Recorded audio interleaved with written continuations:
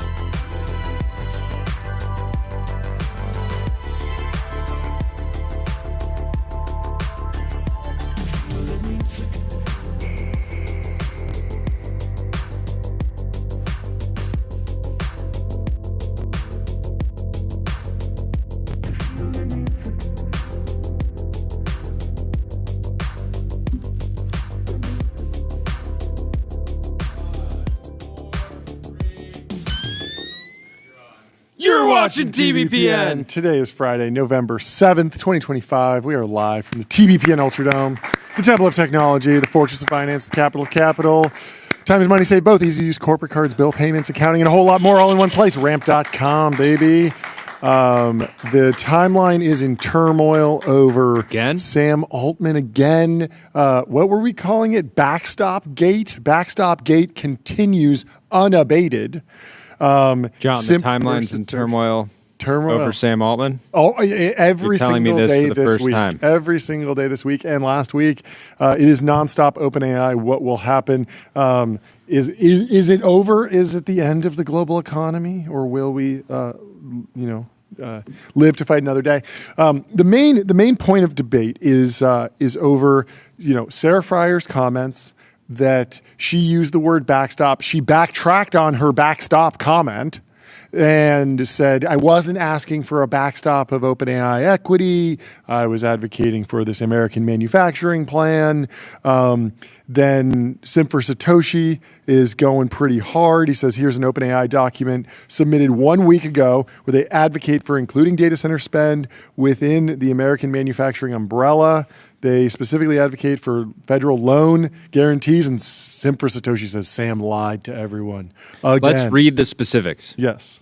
The specifics are AI server production and AI data centers, broadening coverage of the AMIC, which is the American Advanced Manufacturing Investment Credit, will lower the effective cost of capital, de-risk early investment, and unlock private capital to help alleviate bottlenecks and accelerate the AI build in the United States. Counter the PRC by de-risking U.S. manufacturing expansion to provide manufacturers with the certainty and capital they need to scale production quickly. The federal government should also deploy grants, cost-sharing agreements, loans, or loan guarantees to expand industrial base capacity and resilience.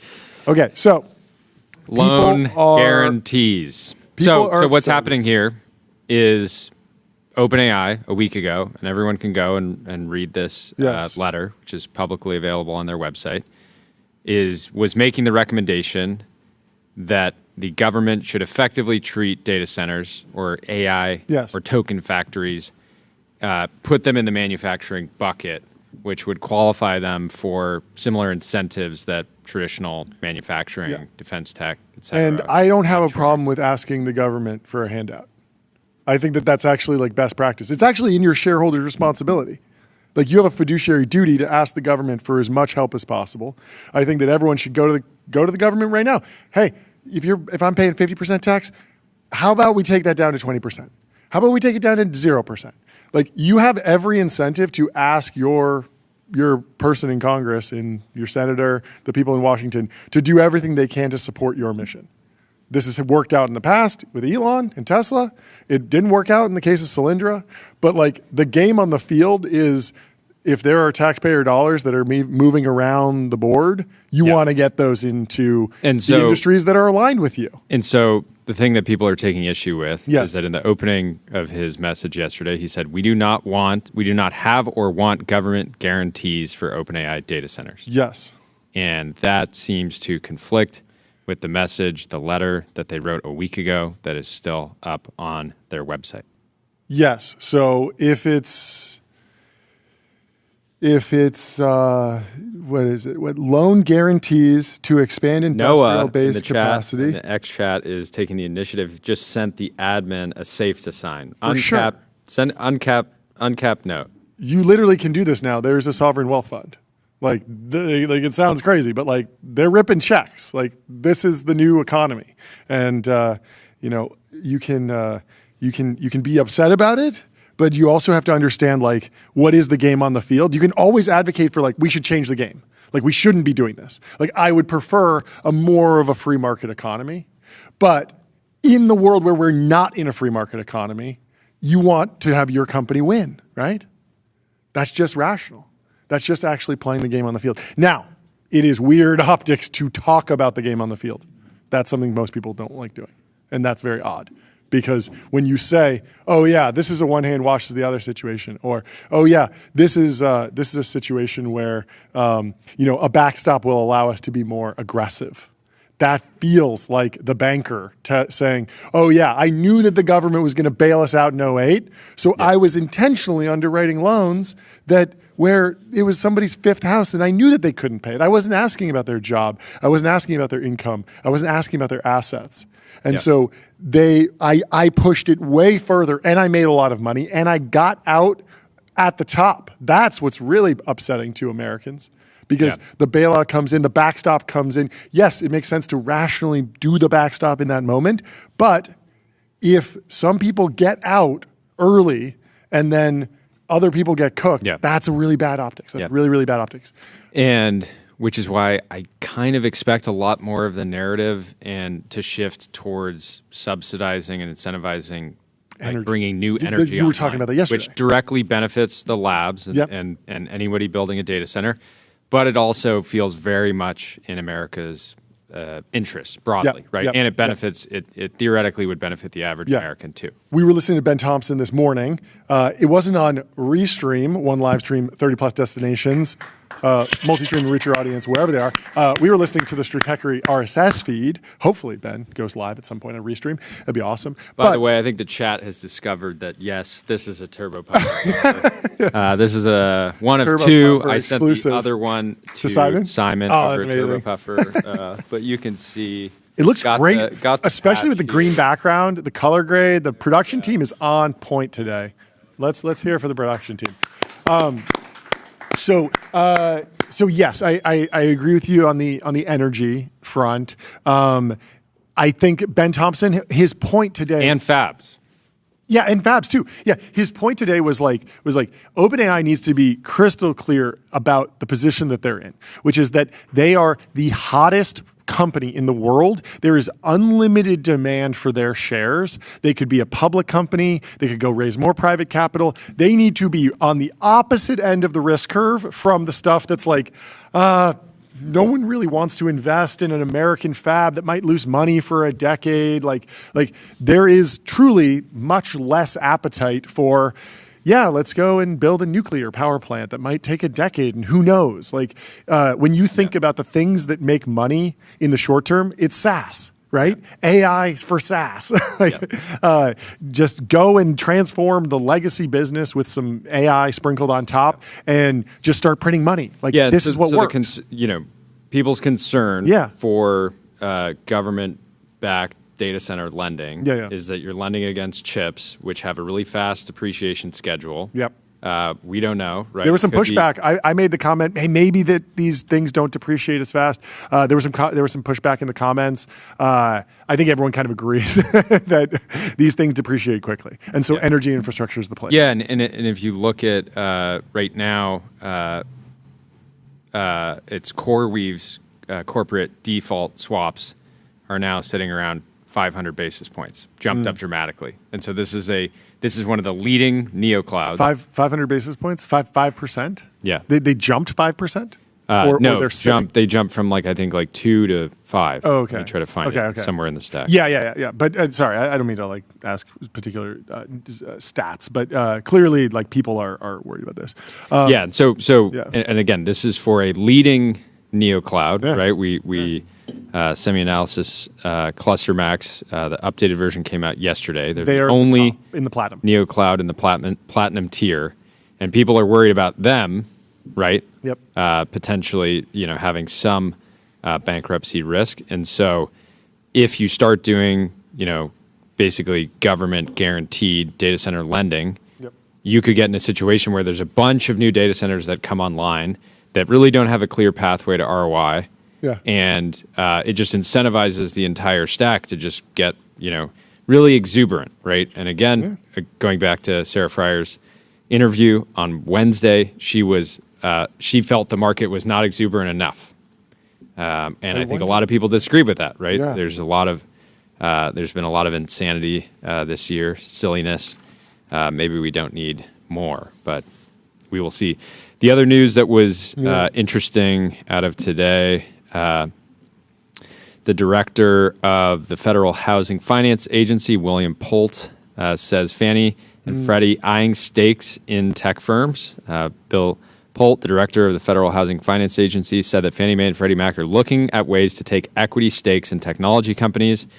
We have some of the biggest technology and public companies offering equity to Fannie and Freddie in exchange for Fannie and Freddie partnering with them in our business. Polt said Friday during an interview at a housing conference, we're looking at taking stakes in companies that are willing to give it to us because of how much power Fannie and Freddie have over the whole ecosystem. This Wall Street Journal event is just so many articles came out of this. The Wall Street Journal did a fantastic job bringing a ton of people together. This is where that Sarah Fryer quote came from. It's also where the CoreWeave CEO was on stage. You were mentioning CoreWeave earlier. And the CoreWeave CEO, the headline in the Wall Street Journal is, CoreWeave CEO plays down concerns about AI spending bubble. And the quote is from Michael, if you're building something that accelerates the economy and has fundamental value to the world will find ways to finance an enormous amount of business. And he went on and said, if the economy doubles in size, it's not a lot of money to build all those data centers. And so there's a lot of folks addressing bubble concerns right now. He says, it's very hard for me to worry about a bubble as one of the narratives when you have buyers of infrastructure that are changing the economics of their company, they are building the future. And so if you are if the products are effective in growing the economy, then all of the investment is worth it. There's a fascinating mansion story we should get to that's actually related to this. Good. So there is before we do, let me tell you about Privy, wallet infrastructure for every bank. Privy makes it easy to build on crypto rails, securely spin up white label wallets, sign transactions, and integrate on-chain infrastructure all through one simple API. Did you get a whole new soundboard? What's going on with the soundboard? I did. Thank you. Wait, really? Like they swapped them all out? Michael. Do you still have the horse? I still got all the classics. You got all the but classics. I'm working with some new material. I like the sheesh. Can we get the Vine boom on there? Is that on there yet? I don't know. Boom, the thud. That's a big one. Anyway, Casa Encantada is a 1930s estate in Los Angeles. It's one of the most important homes in the 20th of the century. In 2023, it was also briefly the most expensive home for sale in the United States with an ambitious asking price of $250 million. What? This is in Bel Air. So it's a Bel Air property. It was sold in the foreclosure auction after the death of its longtime owner, financier Gary Winnick. So it's an 8.5 acre property. He bought it in 2000 for $94 million. He bought it in the year 2000. No way. Do you know who this guy is? Gary Winnick. He had something to do with the last bub. He did have something to do with the last bub. It's one of the craziest stories. So, is it to satisfy the debt, which has now grown, blah blah blah blah blah. So basically, like it's a 40,000 square foot house built in the 1930s. Counts hotelier Conrad Hilton and Dole Food billionaire David Murdoch among its former owners. It's located right next to the Bel Air Country Club golf course. It has it's 7 bedrooms, has a swimming pool, tennis court. It's awesome. Anyway. Gary is perhaps best known as the founder of Global Crossing, which built a fiber optic cable network across the world. The company made him a billionaire, but it imploded. Did they have a little bit of dark? Did they have a little bit of dark fiber? A little bit of dark fiber. Imploded in the early 2000s under the weight of massive debt. Casa Encantada, Gary's primary home, went on the market in June of 2023, 5 months before his death. Now it's asking $190 million, and they kind of move on from there. But is Global there ever Crossing a lesson? He was somewhat of a global businessman. He Yes. was the headquarters were in Bermuda. You know this? I didn't know that. I wonder why. I mean, it might literally because it insulates the assets in America. like that is one thing that you can do if you don't want to have to give up your lovely home post bankruptcy. You want to be able to get liquidity before the bubble pops. That's the lesson here. Sell the shares before the top. Buy low, sell high. That's the phrase that we live by here. Was there anything else, Tyler, that came out of your deep research report on Gary Winnick? Did you get a chance to look at this? Let's see. How do you tell this He also started Pacific Capital Group in 1985. Oh, wow. That was kind of the precursor. So he was set up to actually marshal all the debt, to do the big he had been infrastructure a build. global businessman for a while before that. Okay, Nice. let's give it up for global businessmen. Let's give it up. Yeah, what a wild story. We're hyper local businessmen. We like to do our business right here in the Ultradome, but We do. got to give it up for them. Also in the mansion section, which we should continue on. But first, let me tell you about Cognition, the makers of Devin, the AI software engineer. Crush your backlog with your personal AI engineering team. You have a new neighbor, Jordy. You have a new neighbor. So Tom Petty apparently lived in your neighborhood in Malibu, California. The late Free Fallin' rocker had a personal music studio. Some deep lore. Please. I saw Tom Petty. Yes. I believe it was the first ever. Who headlined the first ever Outside Lands? Was the first or second? He was living in Malibu in a $11.2 million house, 8,744 square feet, 7 bedrooms. It has a music studio. The buyer is Stephen Slade Tien, a psychoanalyst and author, according to people with knowledge of the deal. Tien didn't respond for a request for comment. I wonder if he'd want to, get beer sometime, hang out, maybe go surfing, go for a walk on the beach. We should reach out to him for comment on. Okay, so I was at the first ever Outside Lands. Really? How old are you? I thought you were. It was my basically the first ever major concert experience. I didn't realize that's and so new.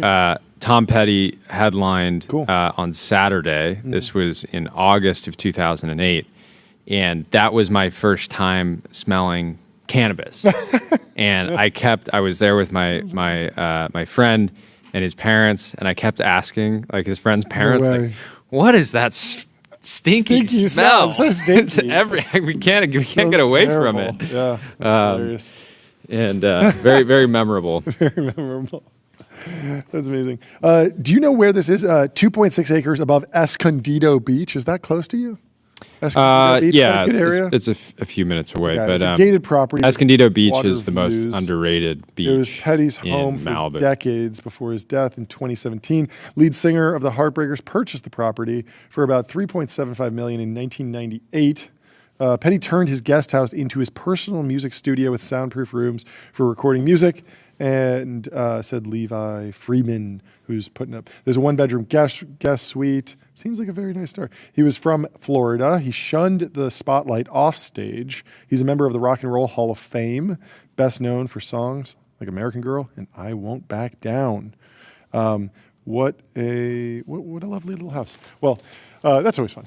Anyway, we should move on to our top story. Should we? Do you want to go through the Elon pay package thing a little bit? I had 2 questions for you on that, and then we can go into our Mag 7 review. Does that sound good? Let's do it. Okay. First, let me tell you about Figma. Think bigger, build faster. Figma helps design and development teams build great products together. I really enjoy this graphic package we got. This is great.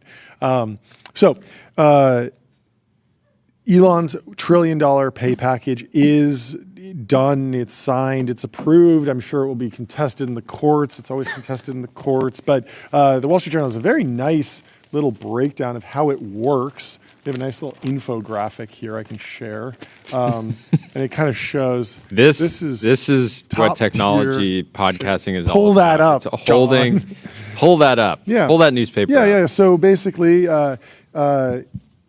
Elon could get $1 trillion in Tesla stock if he hits all these different tranches, and so it's actually not that many shares. So he's worth $500 billion now, but he also owns 414 million Tesla shares outright, got another award in 2018 of 300 million shares, and this next award is 424 million across 12 tranches. So it's not like they're giving him twice as much as he already has. They're just kind of giving him a little, like basically what he already had, they're giving him the same amount again.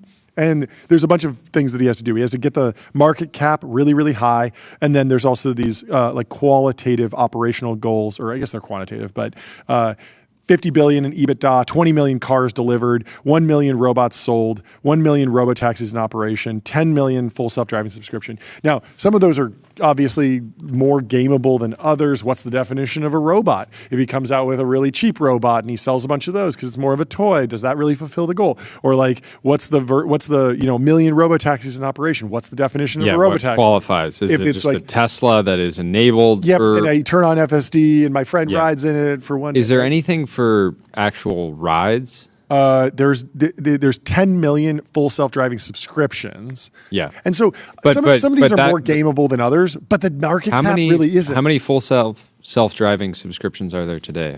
I looked that up. It's somewhere between like 1 and 3 million right now. So he definitely has to like triple the size at least.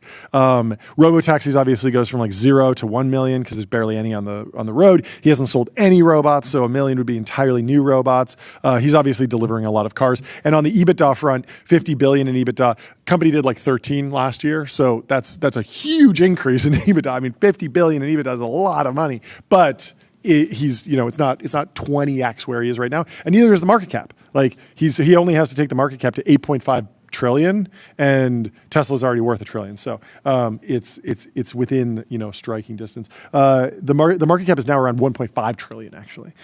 So my two questions were one, it's going to be weird to live in the world of the trillionaire. But we are getting close. Like that's going to happen, not just within our lifetime, like definitely within the next decade. This sets him up to be the first one, but it's going to happen. And I wonder how that's going to reshape our culture, like the world in America, because when I had this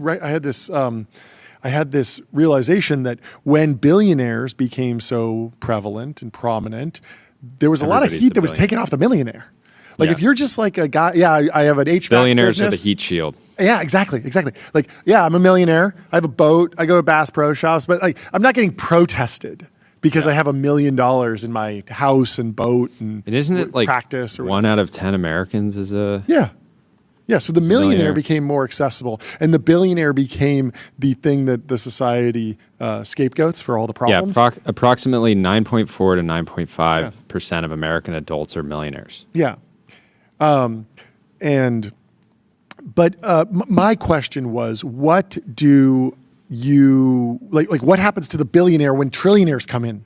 Because, like Bernie Sanders and there's a whole crew that say like billionaires shouldn't exist. Every billionaire is a policy failure. Well, like what happens when you have to say like, well, like trillionaires are the real policy failure, but billionaires are also the policy failure. And millionaires we're like kind of okay with, but it's not great. It's like, it becomes much more complicated. But at the same time, it definitely, like if Elon is the only trillionaire, it's going to be really, really easy to target him and be like, he's bad. He's a trillionaire. Can he get any more targeted? I don't know. Yeah, maybe he maxed it out already. But I thought that was interesting. And then the flip side was, what does this mean for other companies? What does it mean for Sam Altman at OpenAI? Can he run a similar playbook? It's clear that he had a ton of soft power during the OpenAI coup. Could he go to the OpenAI for-profit board and say, hey, if OpenAI IPOs at $2 trillion, I want 20%? if OpenAI moons to 10 trillion, I want 50%. Like, how extreme can Sam get? We know that Sam runs a bit of an Elon playbook. They were in business together. They co-founded OpenAI together. So clearly they learn from each other. I wonder what Sam Altman can do similarly. And then I also wonder what will happen at the garden variety unicorn. If you're just the CEO of a $5 billion company and you're just kind of hanging out there and you say like, yeah, I had 30% of the company when I started. I've been diluted down to 5 or 10, but I like this company and I want to get it up. Like, what if I say, hey, could I go to the board and say, okay, we're at 5 billion now. If I get us to 50, will you double my equity position? And how would shareholders treat that? How would Sequoia treat that, or Founders Fund, or Kleiner, or A16Z? Like, how would the growth stage venture companies, the venture capital firms, feel about that? So I don't know, any reactions to that stuff? I think there's a sentiment, like there's, any venture-backed founder is like going to be hyper conscious of dilution, right? There's a sense that it's like one way, right? It just goes down and down and down and down. And I think the right way for founders to think about that is like, okay, you're not actually like, no one's taking your shares unless you decide to sell them. Your job is just to make the share price go up, and there's going to be more shares issued over time. But if you just make the share price go up forever, it doesn't really matter. And you can also, but then there's also, you can also buy back. You can also, get buy back like Drew Houston. Yeah, you can also Drew Houston sell is all the best your shares example, right? and then give more shares, create new shares if you want to get your percentage ownership way down. Yeah, like if you want to go to zero, more like if you want to bail. I mean, yeah, we need to do an analysis of the most diluted CEOs in the public markets, because if you look at some of the IPOs from the last 10 years, like some of the guys that are still hanging around running these companies have sold out, sold down so much of, and this is what makes Larry so admirable. Yeah, right? because just buy back, and he's the second richest person, 300 billion. It's remarkable. By the way, I think Oracle is like fully round tripped now from. Yeah, it happens. Well, what about the so yeah? I mean, the question is like, on what timescale do you think this happens? Like, Jordy, do you think we'd actually hear the story of somebody, a CEO, founder, maybe past their vesting cliff, maybe one of their co-founders has left? Because I think about that a lot, where it's like, okay, yeah, there were like 2 or 3 people. They were basically equal. They did their full like 4-year earnout, but then there's clearly one that's like still there grinding for the next decade. Like, they kind of do deserve more. It's not that crazy. And yes, there is just the stock buyback, don't sell. But is there a world where someone like Drew Houston goes to the board and just says like, I think I can 5X this and I want the pay package to do it, and I'm going to be in the office nonstop and I'm going to go wartime. I think that happens all the time. Not to this degree. No way. Not to that degree. Yeah, no. Not even the headline number. Not even the headline number. Just in the sense of like, we're going to dilute everyone like 5 or 10% if this happens. Like $1 trillion on 8.5 is serious dilution for the rest of the shareholders. But if I'm holding at 1.5 trillion and I'm like, you're going to take me to 8.5 trillion? Like, I'm totally in for 10% dilution. You're going to 5X my shares. Like, I'm in. But what's interesting is that we just haven't seen other CEOs pull that from the Elon playbook and say, and I'm doing it too. This is why was it Kimball or someone else was saying like almost no other CEOs would take a deal like this because it's so ambitious. Yep. And so I think it's healthy. Yeah, no. I think people are offended by the headline number. Totally. Yeah. But, so I mean, obviously, I'm very pro this. I think we're all pro this. That's not the discussion. The question is like, how widespread does this become? Does it become mimetic? Is it like every CEO? Because there's a lot of people that are just like, oh, Elon did it this way, I want to do it that way. And I'm wondering how much it actually spreads. Anyway, we'll have to keep monitoring it. We'll also have to tell you about Vanta. Automate compliance, manage risk, and accelerate trust with artificial intelligence. Vanta helps you get compliant fast, and we don't stop there. Our AI and automation powers everything from evidence collection to continuous monitoring to security reviews and vendor risk. What else is in the timeline? There's so much in the timeline. Should we do our mega cycle review? Let's do it. I got the laser pointer. We got the laser pointer. our good friend Tyler Cosgrove has put together a slide deck for us that tries to help map the Mag 7. Really, I call it the TBPN top 10. The top 10. Well, it's technically 9. There's 9? Well, no, there are 10. There's 10. There's 10. Yeah. We'll see. Well, one of them maybe shouldn't be there. No, there's actually 10 because it's the Mag 7 Oh, plus 3 Oracle. more. I forgot Oracle. Yeah. Yes, you did. Okay. So it is Yeah. the TBPN top 10. The 10 most important companies in AI, loosely. Yeah. The Mag 7 plus a few bonus ones. And we're going to try and Watch your take head, through and look. You're got about a to hit the hoof. horse. You got a about to hoof. hit the Oh, horse. man. All right, let me And go on this side. we're going to try and go through the various companies and rank them based on how AGI pilled they are and how much they need AGI. Is that Yeah. right? Yeah, basically. So let's pull up the actual scales. There's 2 axes. Let's go to the next slide. Here we So go. basically, on the horizontal, we have how AGI pilled they are. Sure. So I feel like that's fairly self-explanatory. You kind of believe that AI will become something like it can produce the median economic output of a person. Yes. And then And there's a few different ways to understand if somebody believes in AGI. It could be the rhetoric of the CEO or the founder. Sure. It could be the actions of the company. Yeah, yeah. Like Actions they're just speak louder than actions. words.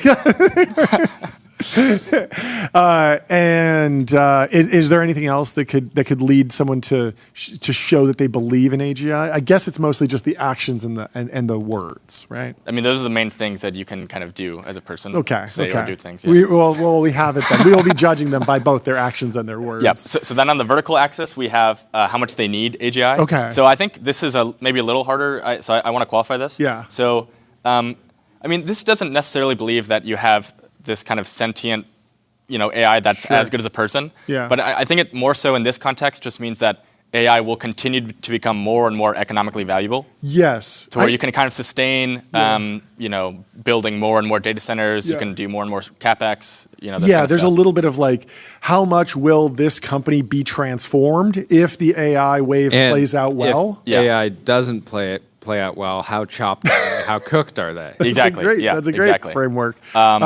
Yes, and then also, if we flash forward, nothing really changes. Total plateau, total decline in token generation or something. Is the business just continuing business as usual? Okay, Exactly. so who are we starting with? Let's start with Sam Altman. Okay, Sam Altman. So, where is he on this? So Sam Altman, I think this is a pretty reasonable spot. Sure. He believes in AGI, right? He runs kind of the Yes. biggest AI company.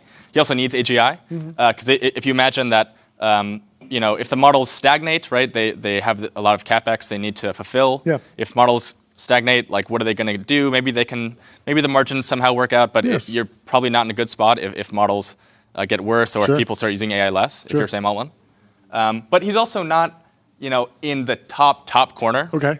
Right, and I think you can justify this through a lot of OpenAI's actions. You see stuff like Sora, you see maybe the erotica. This is not very. Who's running AGI the laser pilling? pointer? I'm running the laser pointer, Okay. and I You want him, I'm you gonna- want him down here? here? I'd maybe put him down here. Okay, explain that. Explain that. I think that more and more, at least in the short term, OpenAI looks like a hyperscaler. They're kind of a junior hyperscaler, and I think their actions are more. I think that OpenAI. A lot of people, want to say that they're bearish on OpenAI at Yes. the current level. Sure. But ultimately, when you look at how their business is evolving, they seem to me like they'd be fine if the models plateaued. Yes, but I feel like the mood on the timeline was much more slide Sam to the left, doesn't believe in AGI. There was that post about like if OpenAI really believed in AGI, they wouldn't be doing Sora or they wouldn't be doing the erotica thing. Like all of those were very much like needs it, but kind of accepts that it's not coming and so stopped believing it. Yeah, so that was the I risk. think in response to Jordy, I think Yeah.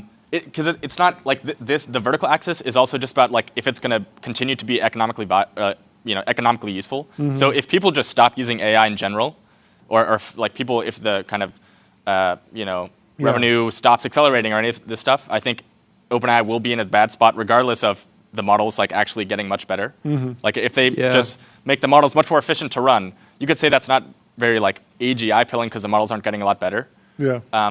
But that's still like. But I'm just saying, like, if there was no more progress at all, Yeah. like we never got a new model from any of the labs, I think that OpenAI would add ads, they would add commerce, they would increase so they might be fine subscriptions, without AGI. They I would suppose. make agents a lot better. But I mean, the They would 1.4 on the trillion enterprise, but they're- the 1.4 trillion in commitments, like that is hard to justify if it's just the business today just growing like it's growing because it's just like it's good. No crazy breakthroughs, like just like you. Yeah, really, but they're going you're laying out the bull case. They're playing. This is crazy. You're laying out the bull case, saying, "Oh, if they just add ads, they're going to be able to hit the 1.4 trillion, no problem." That's amazing. I'm not saying they can pull back on a lot of these commitments. Sure, right? sure. They don't like. Okay. I don't think these yeah. are like going to end up being like real liabilities. Yeah, if the business is just cooked. Okay. If they can't hit them. Yeah. Right. So, I'm just saying like, I think there's a shot they could, when they talk about having success in consumer electronics, right, which is something you talked about yesterday, like they don't need like I think they can probably build a really cool device, and Sure. maybe it could be competitive with if it can be at all competitive with an iPhone, like that they could be fine without AGI, right? Okay, They're bullish. also getting into. Like, Let's get like, some other people actions- on the board so that we can see where. Yeah, people I think it's useful fit. to be relative because Exactly. these are not quantitative numbers. Yeah. So next we have Dario. Okay. So Whoa. Dario is up here. So I think Dario is kind of when you listen to what Dario's saying, he is, he's extremely AGI pilled. Yes. Right. This is kind of the reasoning why he's so anti-China. Yeah. Right. Because he sees it as an actual race. This is going to It is superintelligence. nuclear weapons. It is a national, security. Totally. It's a problem if China gets there first. Wait, what So- is that new sound cue? Sorry. I don't think Tyler has I sound can't. effects. What is but- it? UAV online. UAV online. Okay, I like that. This is the UAV. We should give this Yeah. UAV aesthetics for sure. This is good. Okay, continue. But there's also a sense that he needs AGI. Yeah. Because if AI stops becoming, if it stops growing as fast, Yeah. and you imagine that things kind of settle where they are now, Yeah. OpenAI is definitely in the lead. Sure. So you need a lot of continued growth for Anthropic to keep kind of making sense Okay. economically, I think. Okay, yeah, sure. Who else is on here? So Who I else we think got? next is Larry. Larry so Ellison. Larry, yeah. Okay. Larry's in kind of an interesting spot Yeah. here. So this is kind of a weird place to be where you don't believe in AGI, but you need it. Okay. How did he wind up there? So I You're think probably wondering how I ended up in this corner. Record scratch, freeze frame. So I think this is how you factor in. There's kind of the personal rhetoric, and then there's the actions of his company. Sure. So when you listen to Larry speak, he doesn't seem the type that believes in some kind of super intelligent Yes. God that Yes. is going to come, that's going to birth this new thing, Yeah. and humanity will rise. But then you look at Oracle. Has anyone found his less wrong username? Is yeah, he on there exactly. regularly? Yeah, I don't think I don't think Larry's reading Gwern. Okay, got it. But He's you invested look at like he Oracle, reads Gwern. and they are, they need AI to work. Okay. Right? They are maybe they're levered. levering up a little too much. Yeah. Or maybe not enough, depending on how AGI pilled you are. But he's Exactly. not very AGI pilled, so Exactly. it's kind of hard to square. But there's It's a only bold one bet. dissonance. this is Okay. this is a unique spot, I think. It is. This is a It unique is. spot. He's off the grid. Okay. Yeah, so- who's next? So let's see who's next. Who did I? Okay, Oh, Satya. Satya. Okay. So There we go. I think this is a fairly reasonable spot. Yeah. Obviously, there's some sense where he is slightly AGI pilled, Yeah. or maybe more than Clearly slightly. believes in the power of the technology. Yeah, I mean he's very early on OpenAI. Yeah. He thinks that AI in general will become very useful, but Yep. maybe it won't become super intelligent. Maybe it's not Yeah. going to replace every person. It's just a useful tool. It's the The next. quote I always go back to is him saying, like, my definition of AGI is just greater economic growth. So show Yeah. me the economic numbers, and that will be. It's like it's a very practical definition. I think people see him as very reasonable. He's not getting Yep. over his skis. Yeah, I like him His in the actions make a center. lot I of like him in sense. the center of the grid somewhere. That seems like a yeah, real. he's also, if AI doesn't work out, yeah. I think Microsoft is in a very good It's spot. going to stick around. Yeah. He's they're gonna not continue. crazy overinvesting in OpenAI. Yep, they have a nice Teams, share of GitHub. it. Yeah. They'll write some code. If OpenAI works out, he'll do very well. Sure. If they don't work out, I think he's also He's hedged. He's doing quite well. He's hedged. Yeah. The man's hedged. He's happy to be a leaser. Yeah, Yep. that's a good quote He's a too. loser. Okay. Yeah, Okay. you wouldn't be leasing if you were super AGI pilled, right? You're hoovering Yeah. up everything. You keeping it all for yourself. Exactly. I think let's actually talk about that with I think it's Jensen next. Okay. Yes, Yeah. Jensen. So Wait, Jensen, he doesn't believe in AGI. He's the whole reason why we're here. Explain that. So yeah, this is maybe my personal take. But Please. if Jensen was very AGI pilled, Yes. I mean, he is the kind of he's the rock on which this all is built on. Yes. He has the chips. Yes, he has the chips. If he was chips. AGI pilled, he would not be giving out those chips. He would keep them all to himself, and he would be training his own model. Okay. So that's why I think he's more on the doesn't believe in AGI side.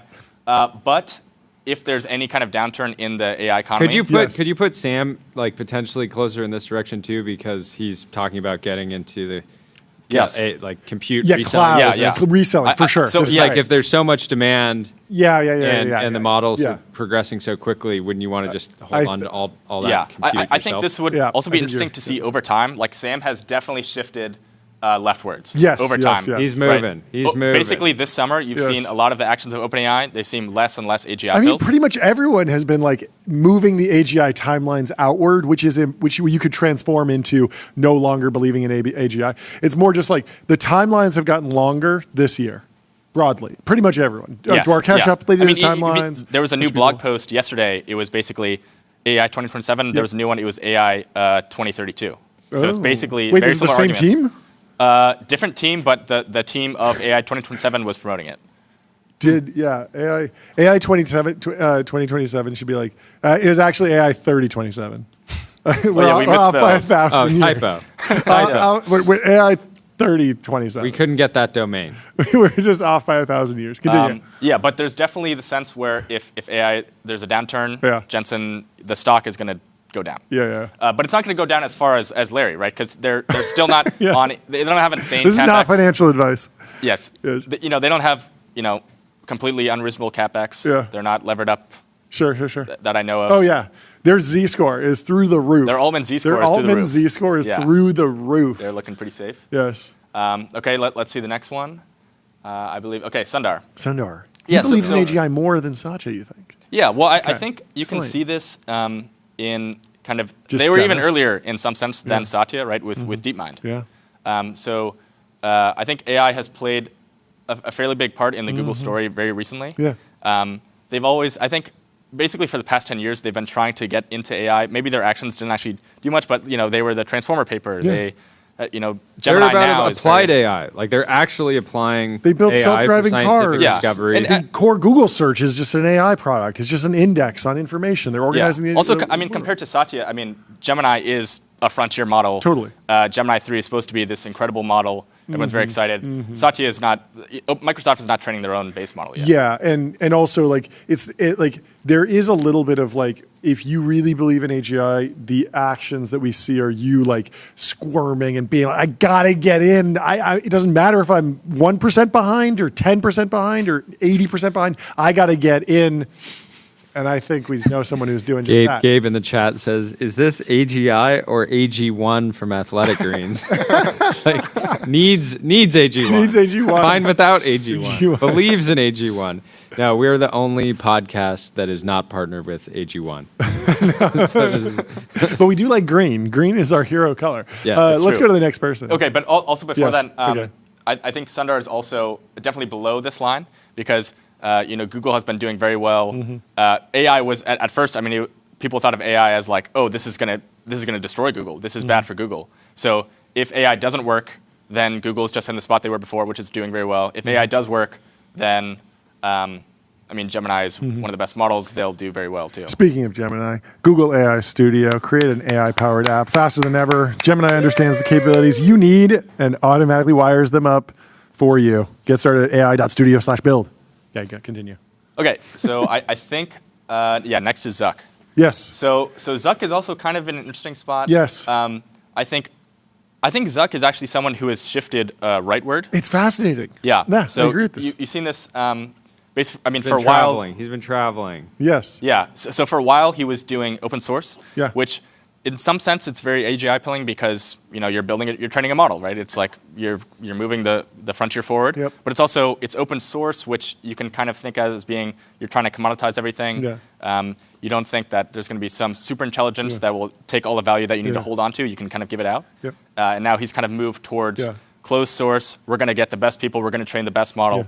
It felt like Zuck was sort of like, oh yeah, AI, like it's this cool thing. I'm going to check the box. I got my team. We did this fun little side project. It's this open source model. We kind of found our own like little lane, but we're not like competing in the big cosmic battle between OpenAI, Anthropic, DeepMind. Like, well, do you think that was just a counter position to way to win, like try to win the AI war? Go say, hey, we're just going to try to commodify this market and like commoditize kind of your take the Chinese approach. Yeah, commoditizing your Yeah, compliments I think that, is a good strategy. Yeah, that makes sense. And then maybe you could say that, once the Chinese have been getting better, he can kind of step out of that position. Sure, and he's moved towards closed source. Yeah, but now it feels like he's going way harder on the AGI vision, paying up for it, investing so much money in it. Yeah. It's like, and depending on how much he invests, you could see him pushing up. It's true. That is true. Yeah, he's also been moving up. But right now, the business is just insane. It's so phenomenal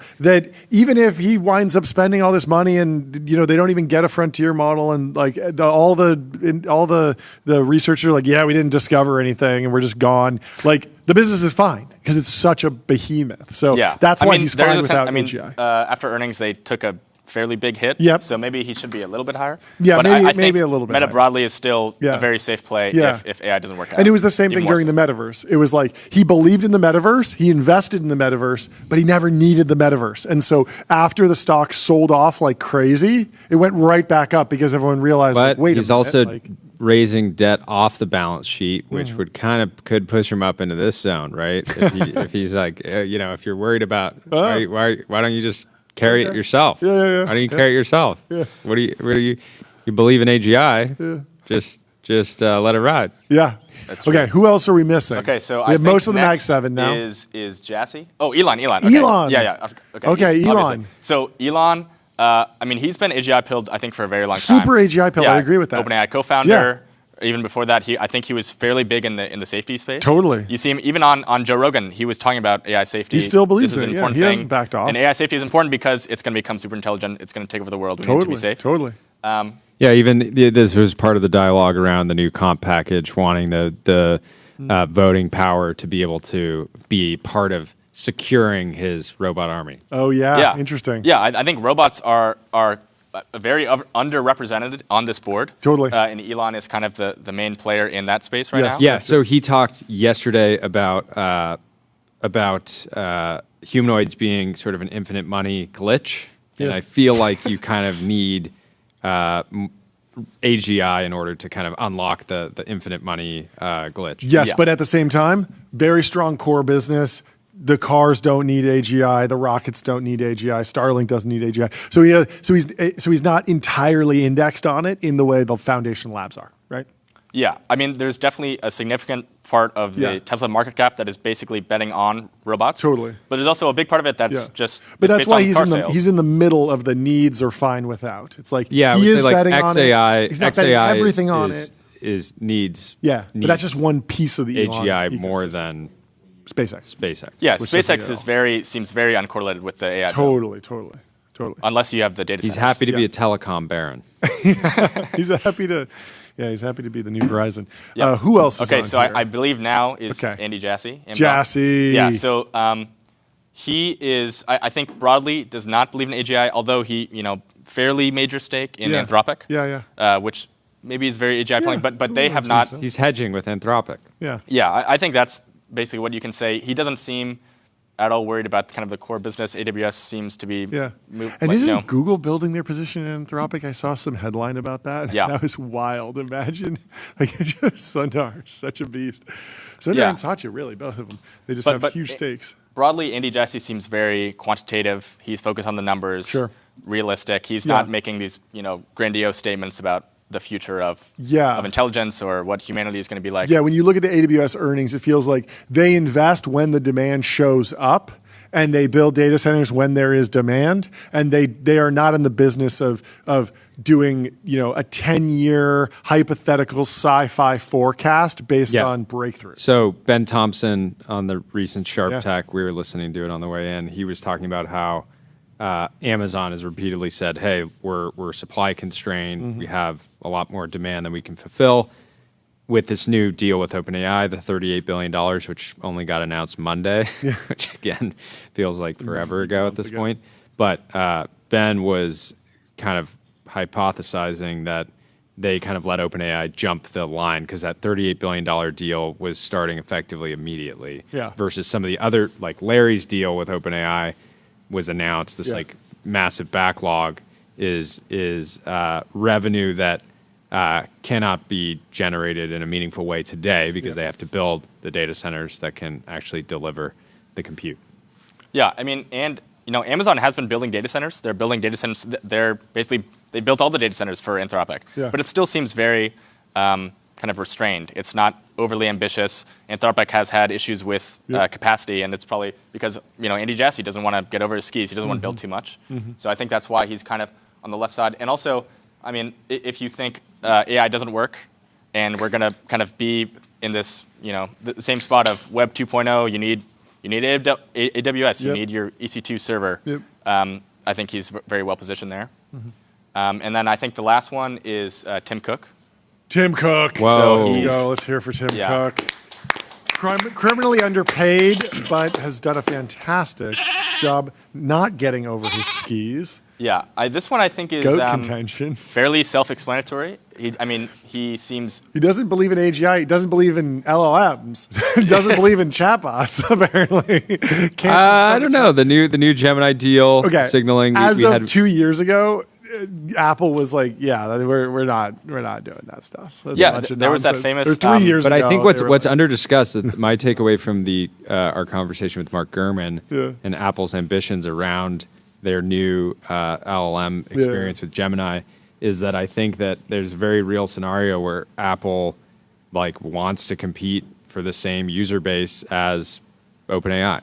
They want that transaction-based revenue, that commerce revenue. Yeah, I disagree on this point, but I'm not saying that I'm putting their odds at winning that market at over 10%, but I think that they would be right to realize that it's potentially an opportunity. Yeah. Is it $1 billion a year that they're paying Google for Gemini? I believe that's the number, yeah. That feels really low, doesn't it? I don't know. It just feels super low to me among all the different deals that are going on. When I think about when I just think about the value of AI on the iPhone, and you're like $1 billion. When I think about what is the value that the market broadly is putting on AI for the enterprise, but at the AI same time, for whatever. When Sundar on the Google earnings call was talking about their top, I think 10 customers and how many trillions of tokens they were using, but it really was netting out to $150 million of actual revenue. No. And so this will be their biggest customer for Gemini on day one. Until one of our listeners gets on. Of course. Hopefully. Yeah, and I think, even with the Gemini news, Apple still seems very kind of reactive to AI. Yeah. They're not kind of seeing, this future where AI is going to do everything and moving there right now. Yeah. They're kind of seeing where the demand is, seeing where the users are, and then moving, which I think is very kind of, classically, that's how business work. It's not very AGI pilling. Also, on that point of $1 billion, I have no idea. How can they possibly know the amount of inference that's going to happen in Siri plus Gemini over a year period? There's just no way to predict that. Or can they? I feel like if the integration's good, there will be a ton of queries. It'll. I didn't read the $1 billion headline. Okay. Chad can correct me if I'm wrong, but I didn't read the $1 billion headline. I felt like that was a technology license, not necessarily inference. And then there might be consumption on top of that. Yeah. Okay. Or maybe maybe they're licensing Gemini and then they pay per query for the energy and the CapEx. And couldn't a lot of the stuff be done on device? For sure. Yeah, because Gemma has baked down models that could be smaller, so that's possible. Chad says, "Where's Tyler on the chart?" Feels like Tyler isn't AGI pilled anymore. Let's figure out. I actually am on the chart here. Let's go to Tyler. I am. So I'm over here.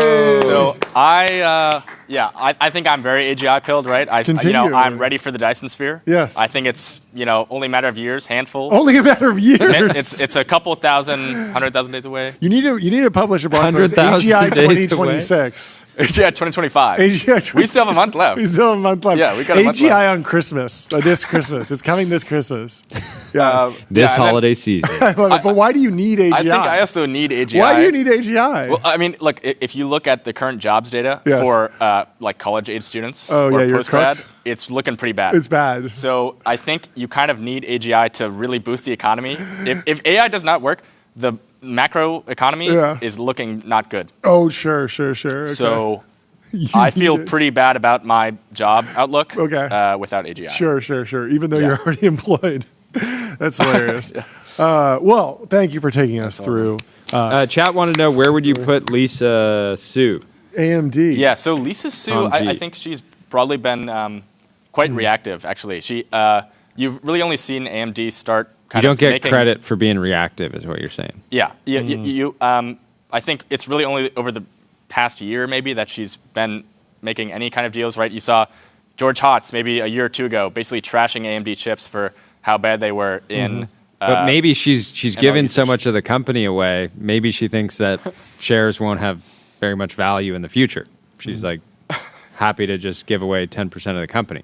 Yeah, so I think I would, if I had to pick somewhere, I would say that she's honestly getting a little close to Larry in that AMD, it's very much an AI play still, right? They're a chip company, obviously, but you don't get the feeling that she's a true believer. Yep. Yeah. That tracks. Okay. That The tracks. new Siri, I'm reading through some of Mark Gurman's reporting.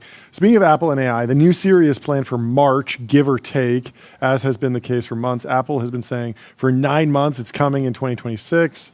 Apple simply reiterated on that. And then on the actual deal, it's a $1 billion deal for a 1.2 trillion parameter artificial intelligence model developed by Google to help power and overhaul the Siri AI voice assistant. The two companies are finalizing an agreement that would see Apple pay roughly $1 billion annually for access to Google's technology, with the Google model handling Siri's summarizer and planner functions. Apple intends to use the Google model as an interim solution until its own models are powerful enough, and is working on a 1 trillion parameter cloud-based model that it hopes to have ready for consumer applications as soon as next year.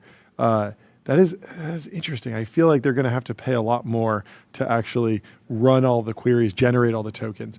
But I'm sure we'll find out more as Google reports earnings and Apple reports earnings. Before we get to that, let me tell you about Graphite.dev, code review for the age of AI. Graphite helps teams on GitHub ship higher quality software faster. What else is in the news today? We have some breaking news through the timeline. What's the breaking news? TJ Parker has finally found a new car that he likes. Huge. Guess what it is? Guess. A new car that he likes. It's not the Serato. It's not the Lamborghini Huracan Serato. No, it is the Ford Ford Raptor R. Oh, Look at this. Look at this. Finally found a new vehicle I There quite we go. like, and great gas mileage to boot. This was the problem with your Ford Raptor. It wasn't the R. It wasn't the R. You only had that was the big 600 problem. horsepower instead of 8. That was the main problem. I also needed to park it in cities, Oh yeah, which is just absolutely brutal. yeah. What are the specs on the Raptor R again? It's a pretty wild. How much horsepower? Raptor R 0 to 60 in 3.9. 720 horsepower, 5.2 liter supercharged V8. Fantastic. It's kind of the Julius.ai of trucks. It really the is. AI data analyst.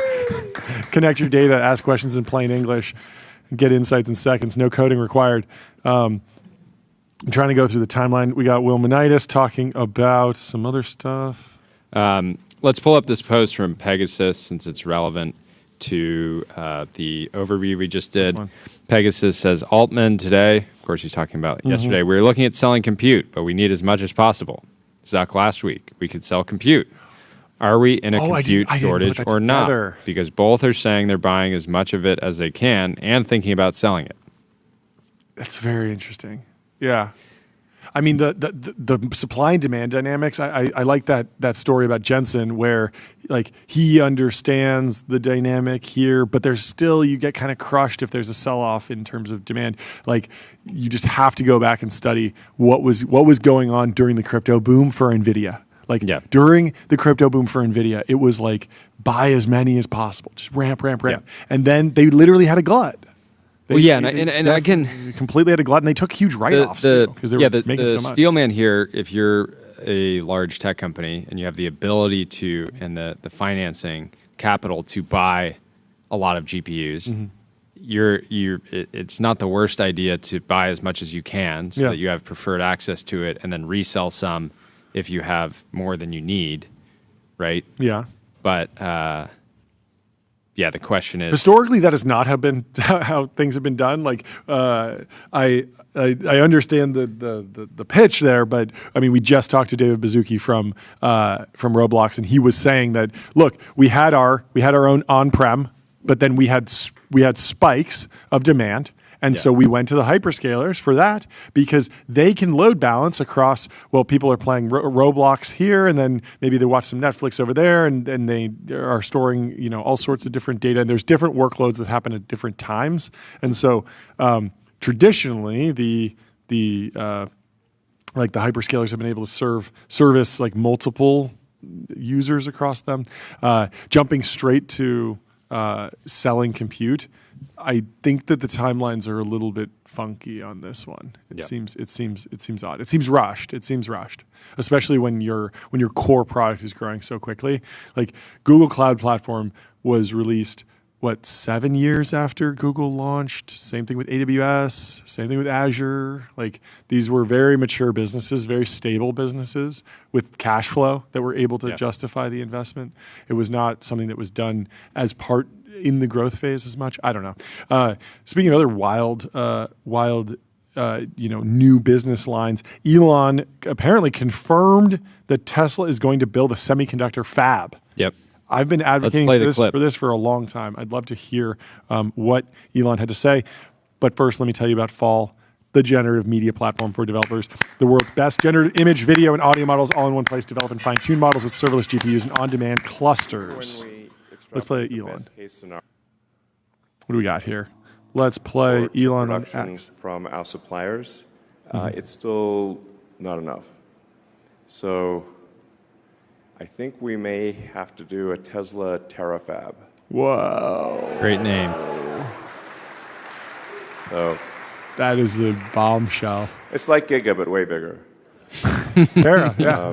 Terabyte. He's feeling good right now. I can't see any other way to get to the volume of chips that we're looking for. So I think we're probably going to have to build a gigantic chip fab. Morris Chang at TSMC is like, no, I'm fine. I will supply you. Samsung is like, I'm good. I will do it. Pull up this other video of Optimus. That is crazy.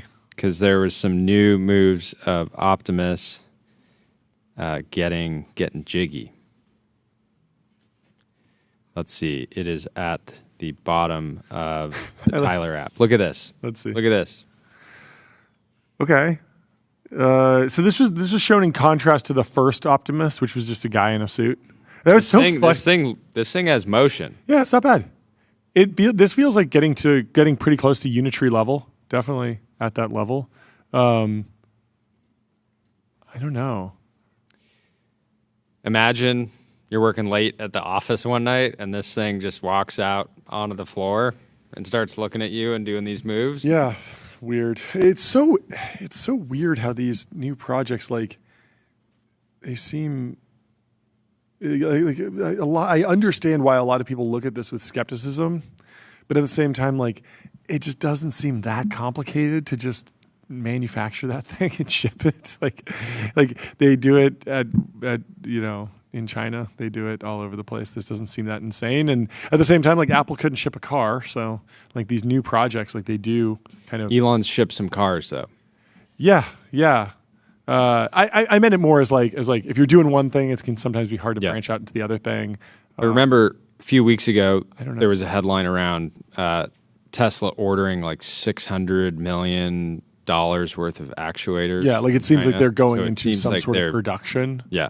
I wonder who they're going to sell. You don't need to. 600 million for like test, just for testing. It's just the car analogy is so tricky because it's like most people that bought Teslas already had cars, right? And so it's just like a one-for-one swap. Who are you replacing with this? You know, it's tricky. What do you think? Well, with this, you can replace like an exotic dancer. Yes, that's true. I don't know if many people have an exotic dancer in their life who they're ready to replace. It seems, I don't know. It'll just be very interesting to see where these things actually diffuse. Like, because if you sell them for one price to consumers to do their laundry, but they work in an industrial capacity, like people will just buy them and use them for that.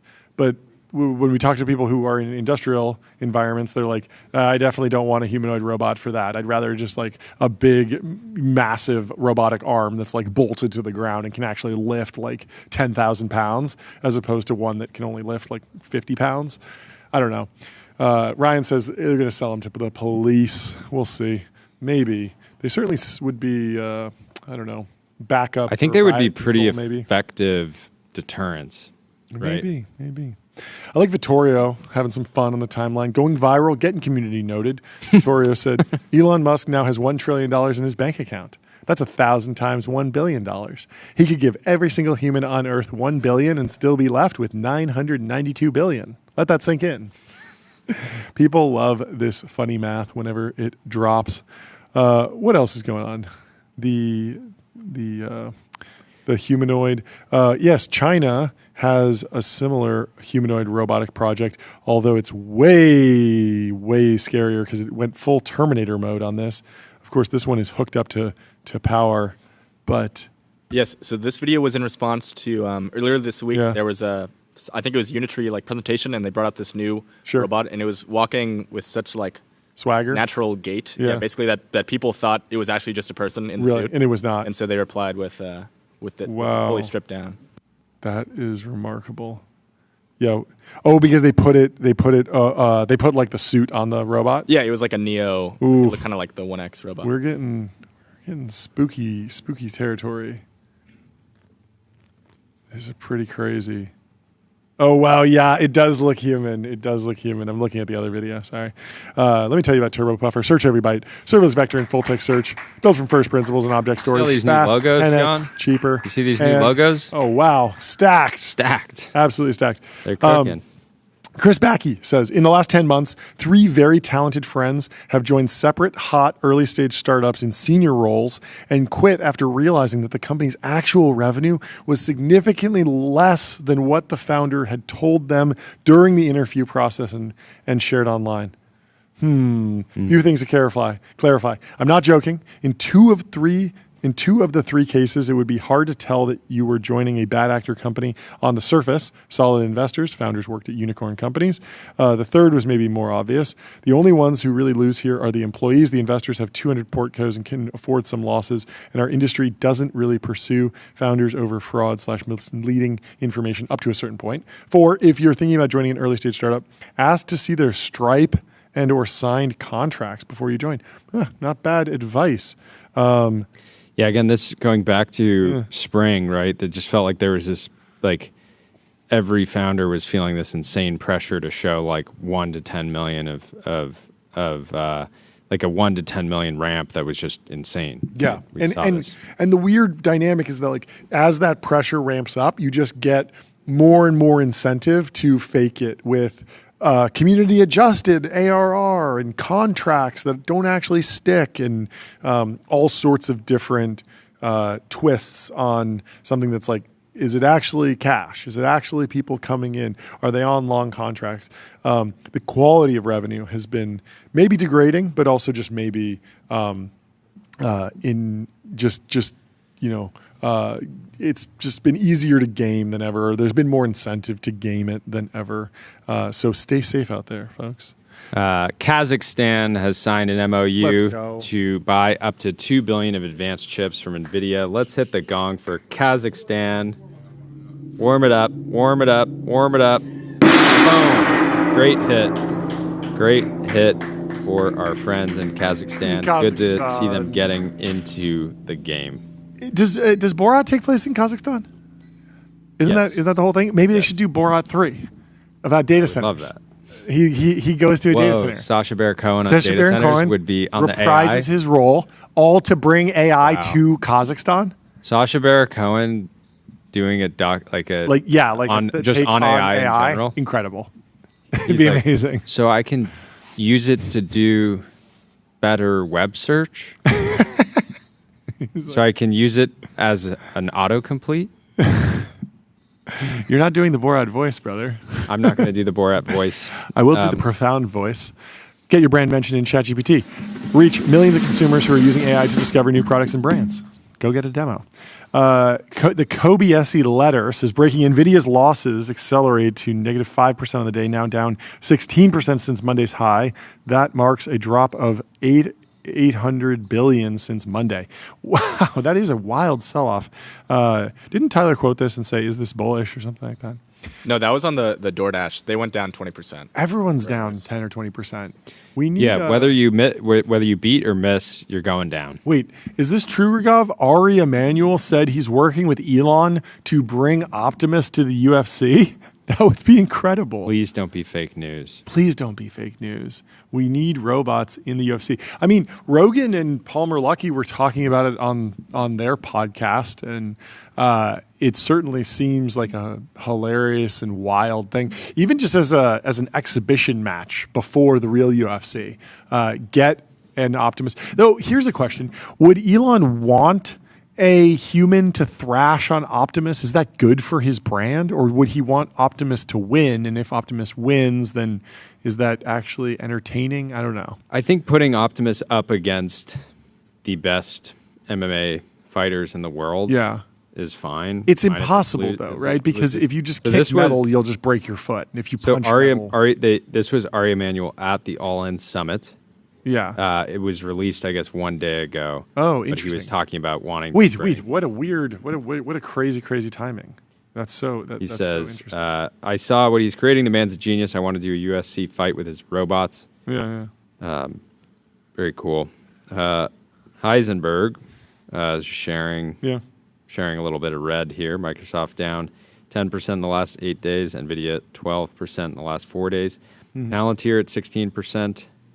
Down 16%, Meta down 18%. Losses have accelerated.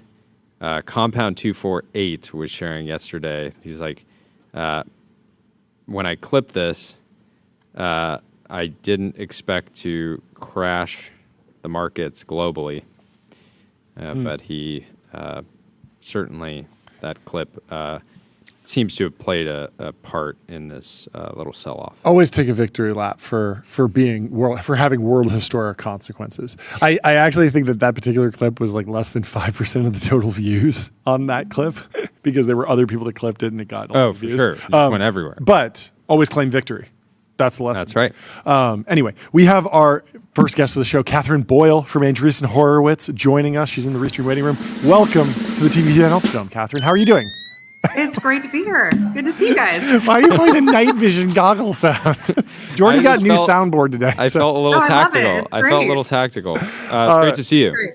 Good to see you. Should the Department of War get a soundboard during these speeches? I heard Hegseth was giving a big speech. Are they sticking mostly to the cheers and the clapping, or are we firing off muskets? Are we firing off cannons? Is there pageantry? Is pageantry alive in the Department of War speech? Bring the pageantry back to the Department of War. That is important. You guys should definitely have your own sound for them. For sure. You guys are getting the first look at a major speech. Yes. So it is just ending right now. Okay. I just hopped off the live stream, and I can tell you my phone is blowing up with just how many people are enthusiastic, not only in the venture community, but just across Washington about what has been said in the speech. And it's going to have dramatic repercussions for defense tech and for Silicon Valley and the broader defense innovation base. So it's an extraordinary speech. You'll be hearing a lot more about it, but you're getting the first look. Fantastic. Incredible. Take us through it. And it is definitely, I'd say, for the last, say, 10 years or so, we've been talking about defense reform, why it is so important for increasing competition for startups. And what is amazing about this speech is that it's not just lip service to, yes, of course we need competition, basically what you've been hearing in Washington for the last 10 years. It goes line by line. Hegseth actually made a very, very funny comment. He said, if you're watching this on Fox News, your eyes are glazing over because this is the most boring thing you've ever heard. But for everyone in the room, from the Andurils, the Palantirs, the SpaceXs of the world, all the way down to the little guys, to the primes, it was like Christmas come early, right? Because it really is changing the way that acquisitions are going to happen inside the department in ways that are so meaningful, not only for Silicon Valley companies, but for private equity-backed companies and for the primes. He basically told the primes in the very beginning, you have to be investing more in research and development. The companies that have been getting the large programs cannot just continue as business used to be done. He actually quoted Donald Rumsfeld, didn't tell us he was quoting Donald Rumsfeld for the first 5 minutes, and basically went line by line through a speech that he gave on September 10th, 2001, about how important it is to change the defense acquisition process. And he said, you probably don't recognize this, but the speech I'm giving now is actually Rumsfeld's. Wait, September 10th? Yes, yeah. The day before, just happened to be the day before, where he said we have to change the acquisition process. That is a crazy coincidence. Very, very crazy coincidence, but it shows you just how long this has been going on. Sure. So I'm happy. I have my notes here because I was taking copious notes I love it. throughout the speech. Yeah, let's go line by line. To let startups know what's going to be changing. Yes, please. But the first thing that I think is really important for all of the startups in Silicon Valley is that he mentioned and called out the importance of commercial first technology. So this is going to shock people who are not in the defense world, that right now, if you need to build a product specifically for the Department of Defense, the vast majority of contracts that are given out are not given out with a purview of what exists already in the marketplace that we can buy. Yes. People, it's a requirements process, a very long 300-day and requirements process actually that he called out, that requires the different program offices to say what they need, to write it down, and then to find people who will build explicitly for those requirements. They are doing away with the old requirements process and saying, this is not what we're going to do anymore. We are going to focus on commercial first technologies. Even if there is a technology out there that is only 85% of what we need, we will buy it, or that is the goal, and then we will turn it into what we need for the warfighter. This is COTS versus GOTS for the DoD, DOW nerds, like commercial off the shelf versus government off the shelf. This is what Anduril and all the defense tech community has been beating the drum on for basically a decade now, and it feels like it's finally getting echoed back from the administration. Is that correct? Yeah. Yes, and there was a lot. The administration and the EO that was out a couple months ago said that they wanted commercial first technology. Now you're hearing it straight from the secretary's mouth. There's always dust-ups about this on Capitol Hill with various parties arguing over whether we need more studies or whether we should just do this. It looks like now this is real change that's about to happen, and it's going to be transformative for all of the startup community. What it really says is that the best products will win. Yeah, who are the losers here? Well, I think, the major loser from this speech is the primes. He said, I don't want to pick on anyone. I'm not going to call out companies, but you have to be investing in research and technology. Like you have to be, the fact that the primes only spend 2% on research and development and are focused on, constantly kind of maintaining the status quo, that is not going to happen on his watch. And so I think it was 2% on R&D. Yes. And haven't historically been acquiring venture-backed companies. So this is also the problem where they're really just on a much slower timeline than is needed by the department. And I'd say that the takeaway from this speech, and I think the soundbite you'll be hearing more and more about, is that the new process is really going to be used to enable speed and volume. And one of the things that I think, a number of companies have been talking about for a long time is that by taking more risk in the acquisition process, you take less risk on the battlefield. And he actually echoed that. He said, we want to take more risk. We want to reward the people inside of the department who are making risky decisions or supposedly risky decisions because they're acquiring new technologies or from companies that are not Raytheon and the kind of big guys, right? But what they ultimately said is like they want the people who are going to be making those acquisition decisions to be taking on the risk because it takes less. It will affect the risk of the warfighter, right? It will make things safer for the warfighter. So it's basically linking this entire process, bringing it back to what needs to be done before war start and before products get into the hands of the warfighter. This is like a top-down directive, and then who are the players that need to actually put this into, like, who are the kind of key players that need to put this into practice? Yeah, so I mean, like the main thing that this is definitely a message sent to Congress because there's currently two different bills going through on Congress that are actually pretty aligned in most of the things that they're saying. There's a few call outs where I think you'll see sort of some sort of back and forth between the House and the Senate, but this is definitely a call to them. Like this is happening on the Secretary's watch. This is something that he cares deeply about. This is something that the administration cares about, and so it definitely is a huge push. Not just a major signal, but they sort of outlined this is how we're going to change things inside the department. One of the biggest things that they do is they created this sort of portfolio-based approach of how they're going to be allocating capital to companies now. And this is always shocking when I explain to people that this is revolutionary because you'd say in a normal company, you're given a budget, and if the vendor you choose fails, you'll go to another vendor and you'll use that capital in order to buy whatever product you need. That is not how the department works. And so with this new portfolio-based approach, they're basically saying we're going to give what's known as the PAEs, the portfolio acquisition executives, the right to say, okay, if this one product that we acquired 60 days ago isn't working on the battlefield, we can use the rest of the money and reprogram it for a product that is working. And right now that is not possible inside the Department of Defense. Right now you have to write a whole nother list of requirements and ways that you would build a new product in theory that can take years to actually build. And by the time it's built, it isn't meeting the requirements or the needs of the warfighter.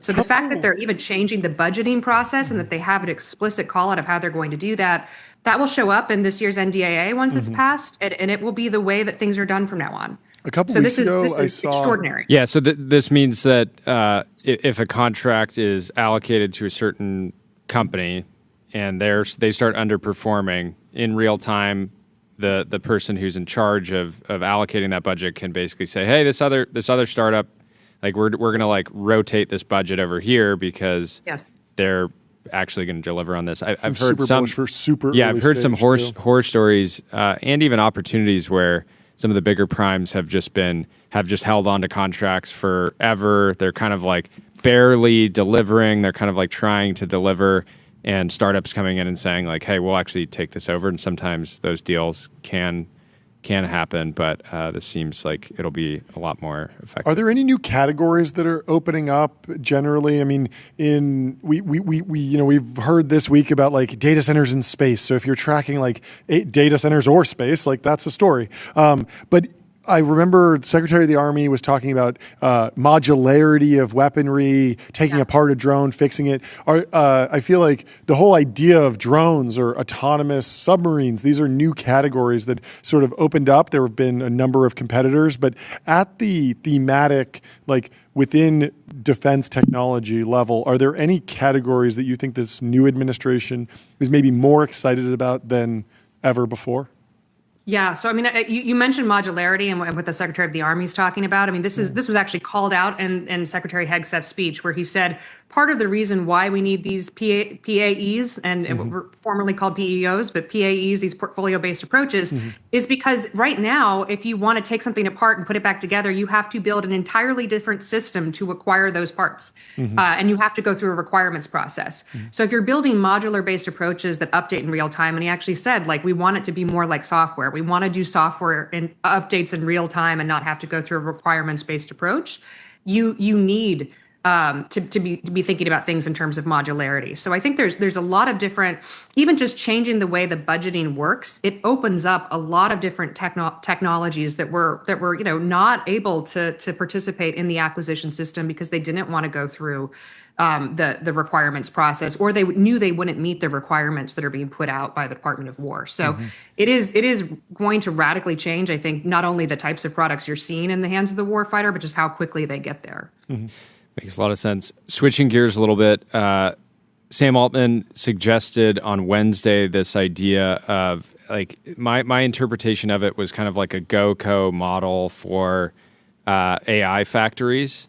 Without commenting on that specifically, can you give us the history of GoCos, when and how they work well, and what kind of some of the challenges have been? Well, I actually didn't see what. Can you give me a little more context on what Yeah, Sam said? Yeah, so I'll read exactly what he said. So this was in response to clarifying the sort of backstop gate. He said, so anyways, he basically said, obvious one, we do not have or want government guarantees for OpenAI data centers. And then like later in the post, he said, what we do think might make sense is governments building and owning their own AI infrastructure. And then the upside of that should flow to the government as well. We can imagine a world where governments decide to offtake a lot of computing power and get to decide how to use it. And it may make sense to provide lower cost of capital to do so. Building a strategic national reserve of computing power makes a lot of sense, but this should be for the government's benefit, not the benefit of private companies.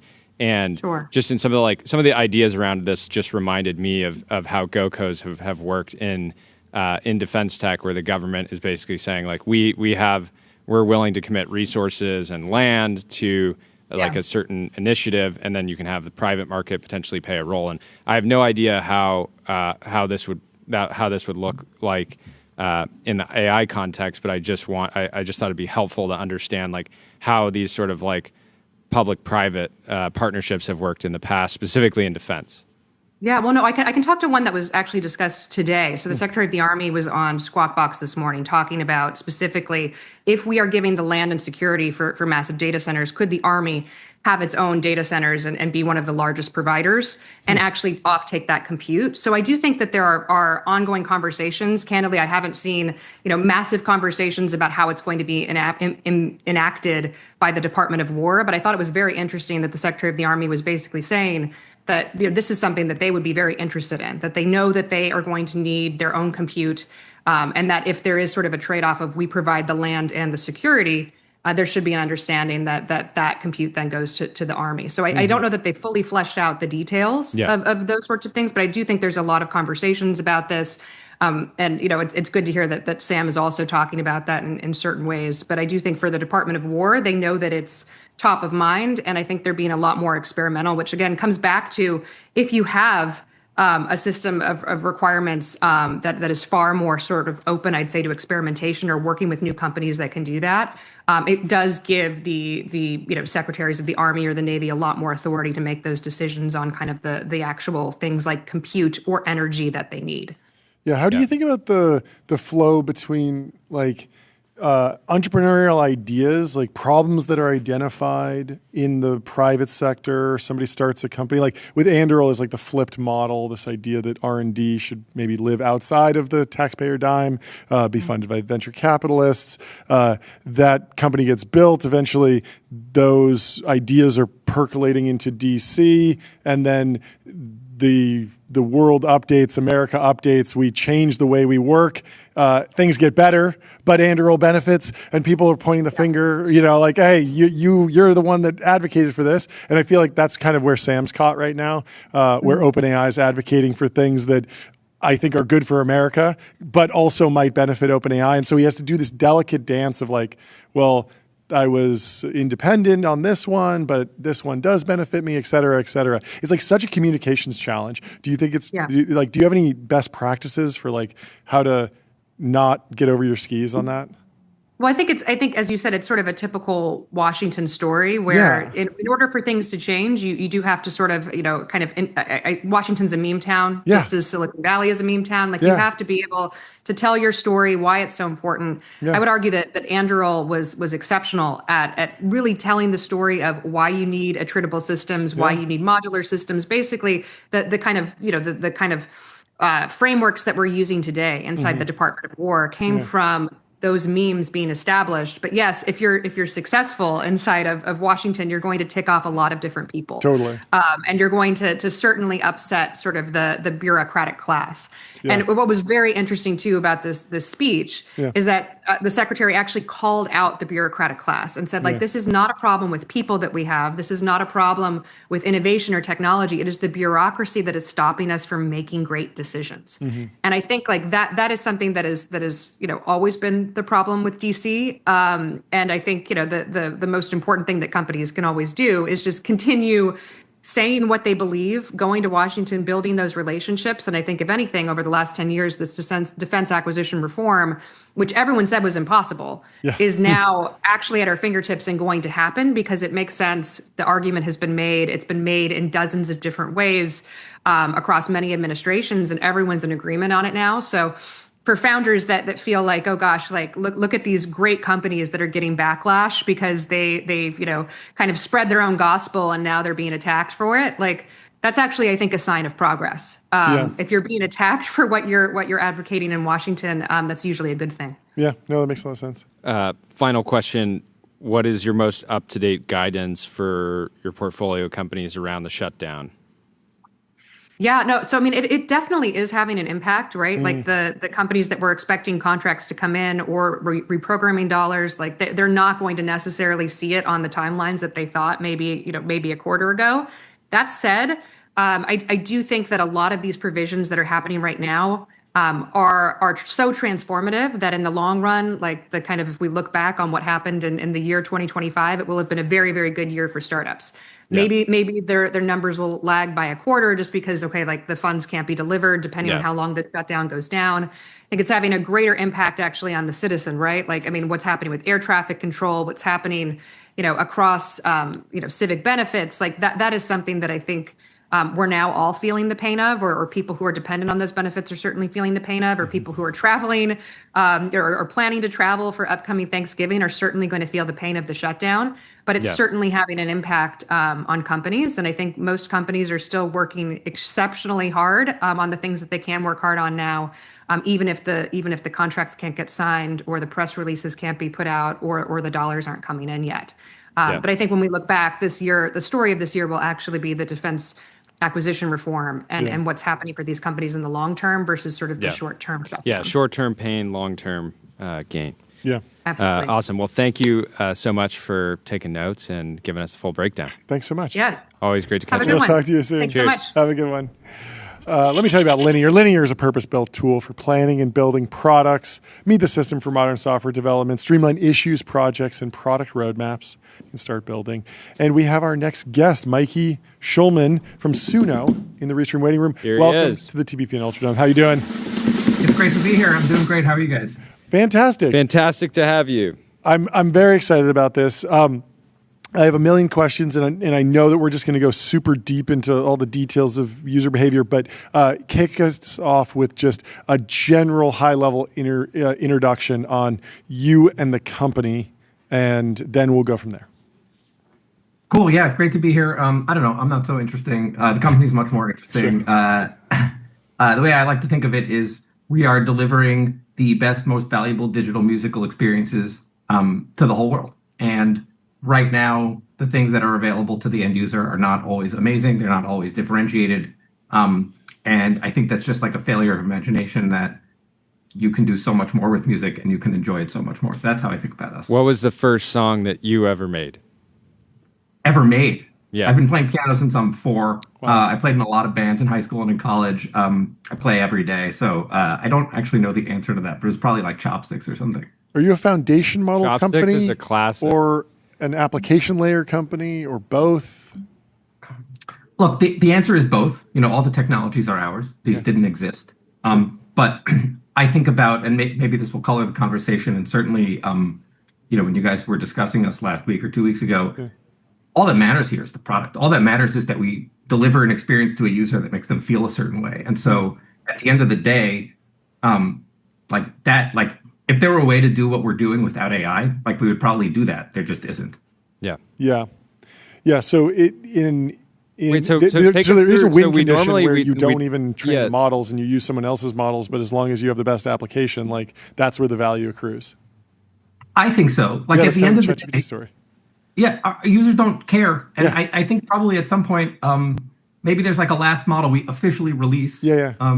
And the rest is just like amazing product updates. No, I completely agree with that. That makes sense. Sorry, Jordy. Yeah, that makes a lot of sense. What walk us through? We normally don't talk about the history of companies too much during interviews, but because this is the first time on the show. Like, I'd love to kind of understand the different inflection points for the business. I mean, you guys have just grown tremendously over the last year. So walk us through kind of the history of Suno, and then kind of the history of even AI music and how those two things track. Sure. We launched this product a little over 2 years ago. I think it was in September. And it was kind of barely passable back then. It was a Discord bot. This is actually something I got wrong completely. Thankfully, I have good co-founders who disabused me of my bad ideas. And was that like a Midjourney? Were you inspired by Midjourney? Yep. Yeah, makes sense. 100%. It was working for Midjourney. Why not? It was working so well for Midjourney, yeah. And I thought we'd be on Discord forever. And then it was like around Thanksgiving we released like a really thin web app. It didn't even have the full functionality of the Discord bot, and it took 5 days for 90% of the traffic to move over to the web. It's like, so if ever there's like market signal that I got something wrong, it was like very, very strong. And I think slowly but surely, we keep releasing new products, new models. The product gets more engaging, the music gets more impactful, and slowly but surely, I would say the cartoon you should have is it becomes more and more appealing to a larger and larger group of people every time you make the product better. And so it's basically been a lot of iteration. Yes, there are inflection points. Everything consumer is like a little bit lumpy, but that's the history of it. Yeah. What did the early cohort of users look like? How were they using the product? Why were they? I'm assuming they were. You had. I'm sure you had a cult following, kind of early. What did that early cohort look like, and is it that much different than today, or is it just scaled up? It's very different today. So the early cohort, I would describe as like very tech forward and music curious, and it's like, here's this new thing. You kind of have to suspend disbelief. You need to be really forgiving because the music actually isn't all that good. And as you make the product better, you grow out from there. And now it's like people who love music who are like a little bit tech curious. And actually at this point, you don't even need to be all that tech curious. There's like a fairly easy to use experience on both web and mobile that you can just kind of dive into. And so I think the early users are indeed like, if you were on Discord, let me put it this way, if you were on Discord, like you are a very different kind of user than the type of person who might find our mobile app. Yeah, exactly. Yeah.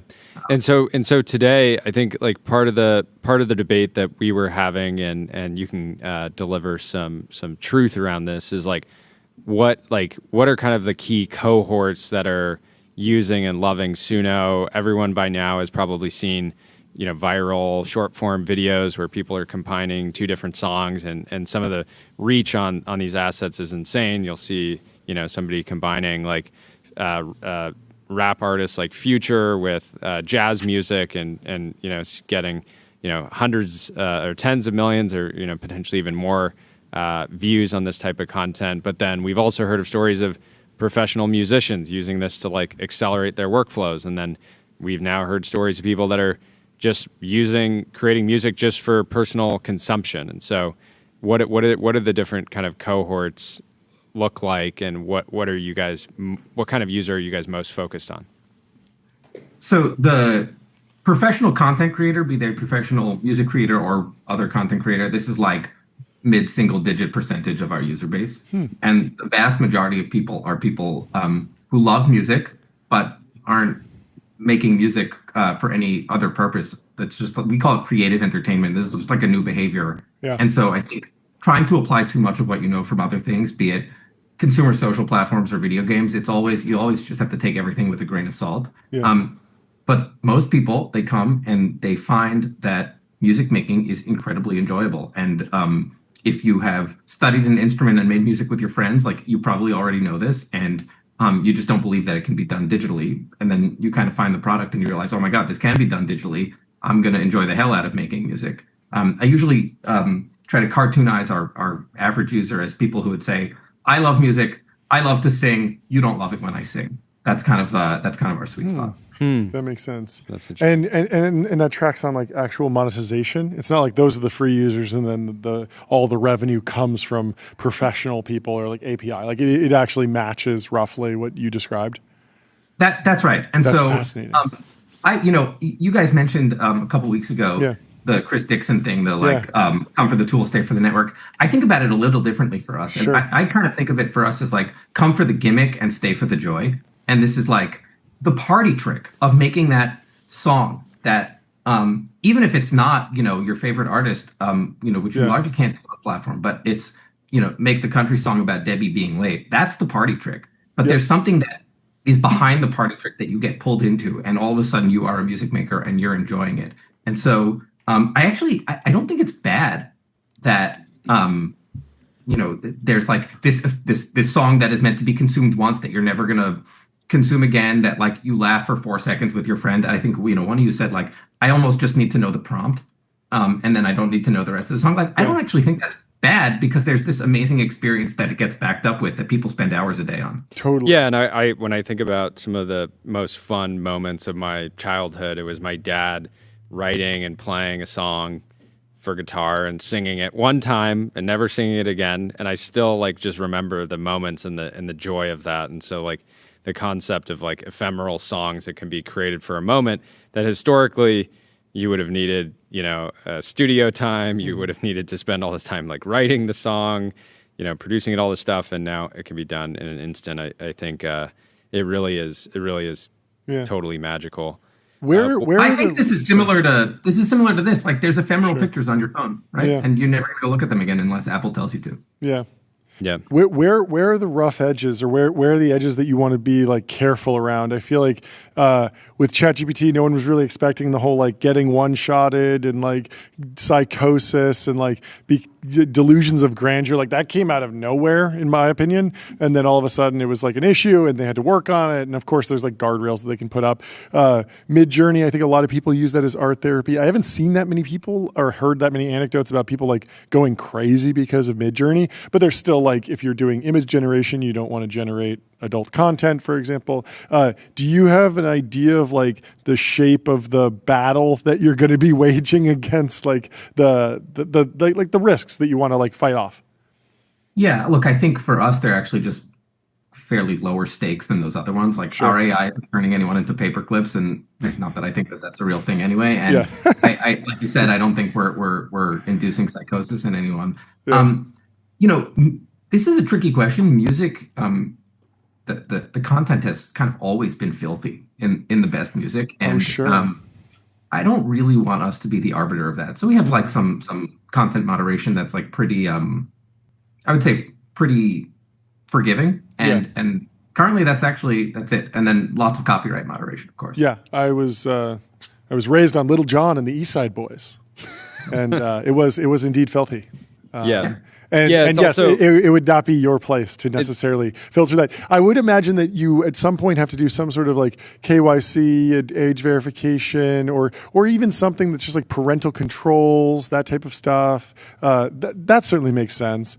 I have a follow-up question, but go for it. There was an article in the journal yesterday about how Instagram had used PG-13 as a heuristic for the type of content that they would show to teenagers on Instagram. And the MPAA actually pushed back against that. And I was very upset about that because I feel like we need shared language for how we describe what is acceptable on new tech platforms. So like, I want you to be able to put the label of like explicit content. Remember that explicit content on every album? It became so iconic, it was actually cool, which maybe had a bad effect. But if you put that black and white flag with the explicit on there, I know exactly what I'm getting, and I know that I'm going to keep that out of the hands of my kids for a number of years.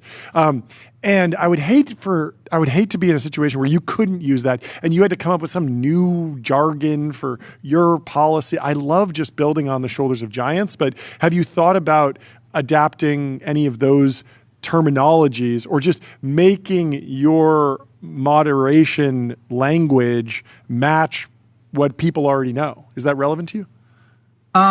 Not as much as it is on other platforms. I mean, but it is. I feel like we should not be the arbiters of a lot of these things, and quite frankly, maybe like you don't want us to be the arbiters of these things, and that there should be other guidelines set by other things. And so, like, yes, if you're dealing with children, you're going to have different rules about the songs that you can make and that you cannot make. And actually, right now, parents making songs with their kids is actually a mega use case. It's probably half of my usage, which is a lot. I use the product a lot. And so it's like right now, this is actually not the biggest focus for us.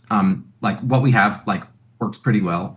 There are always going to be edge cases. There are edge cases in moderation on every single platform, literally, ever. And of course, you kind of just work through them as they come. Yeah. What are your conversations like with people in the music industry? There was some news earlier this week around the first like AI artist signed a record deal. I don't know if it was actually the first, but that's how it was being reported. How are the conversations are going with your users that are like true pro users that are using Suno to either like, experiment with like a bunch of different variations of songs, get new ideas, make entire songs themselves? What are those conversations like? I think there's been a huge shift in the last 6 months. I would say like now, I really don't meet a lot of professionals who don't use Suno at least a little bit. Like songwriters use this a ton. We run a lot of camps as it's cliche, but a creative companion or a creative co-pilot for helping craft the right songs, verse by verse or getting ideas. Basically every producer I know uses Suno. It was recently put to me just in an incredibly pithy way of we've become the Ozempic of the music industry. Everybody's on it, but nobody wants to talk about it. And while that might be frustrating for us that in the interim, nobody wants to talk about it, in the long run, that's actually great. In the long run, the fact that everybody is using it and loves it is fantastic. And so it's this weird dynamic, I think, where one-on-one people are quite pro, even though like the industry as a whole may have different feelings about it.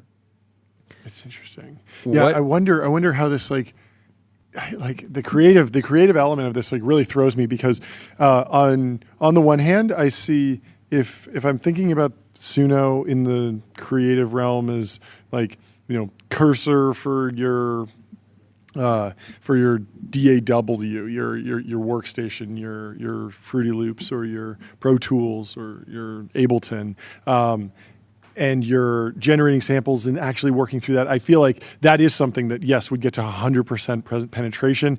But on the flip side, like we've had the ability to generate blog posts and text for years now at human Turing test level. And yet like it does not feel like we're close to just put in a prompt, write a good blog post and it comes out and it's good.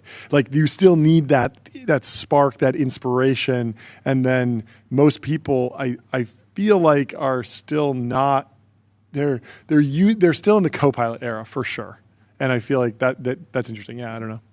I think there's a big difference though here, which is that there's a few big differences. But for me, hearing you say that, it makes me think a lot of, you're thinking of us largely as a tool. Sure. And it's because a lot of AI products are tools. Yeah. And the point is not to just churn this blog post out. Actually, the point is to have enjoyed the process of it. I happen not to really enjoy the process of writing so much. Maybe you guys are different. But like for us, the way people use Suno, it's like you're coming. Yes, there is some song at the end of it that you listen to and the fruits of your labor are enjoyable. But the journey of doing it is actually why you're there. And so the actual tool analogy doesn't really work there of like, I don't just write in the prompt and it comes out perfect. That's not even the point here.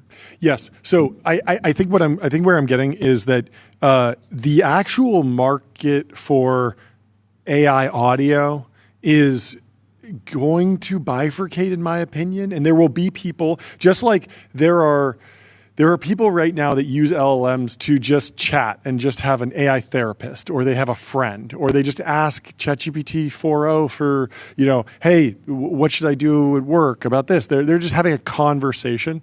And then out of text generation, out of LLMs, we also got just the ability to do code completion. And so we got, Windsurf and Cursor and Codex, and, we got these like coding agents. And then we also got like AI therapists. And these are two wildly different things from the same underlying technology. And I feel like like I would just be shocked if you don't see both emerge over time. I mean, maybe the different company comes in and takes one more seriously than you because if the market's really big. But I would imagine that you wind up servicing both to some degree. No? For sure. I mean, we already service both, but I almost think of this as in the coding example. Yeah. You might vibe code something. Yeah.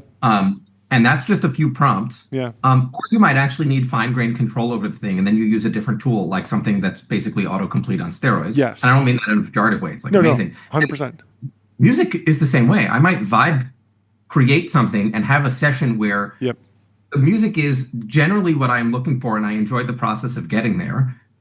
But maybe that's the end of it. And if this is going to be a song that is everlasting and intended to top the charts, I need that fine-grained control, and I need a different paradigm and a different set of workflows and tools for doing it. And so there may even be the same underlying model that powers both of those things, and it's a different end-user application. Yeah.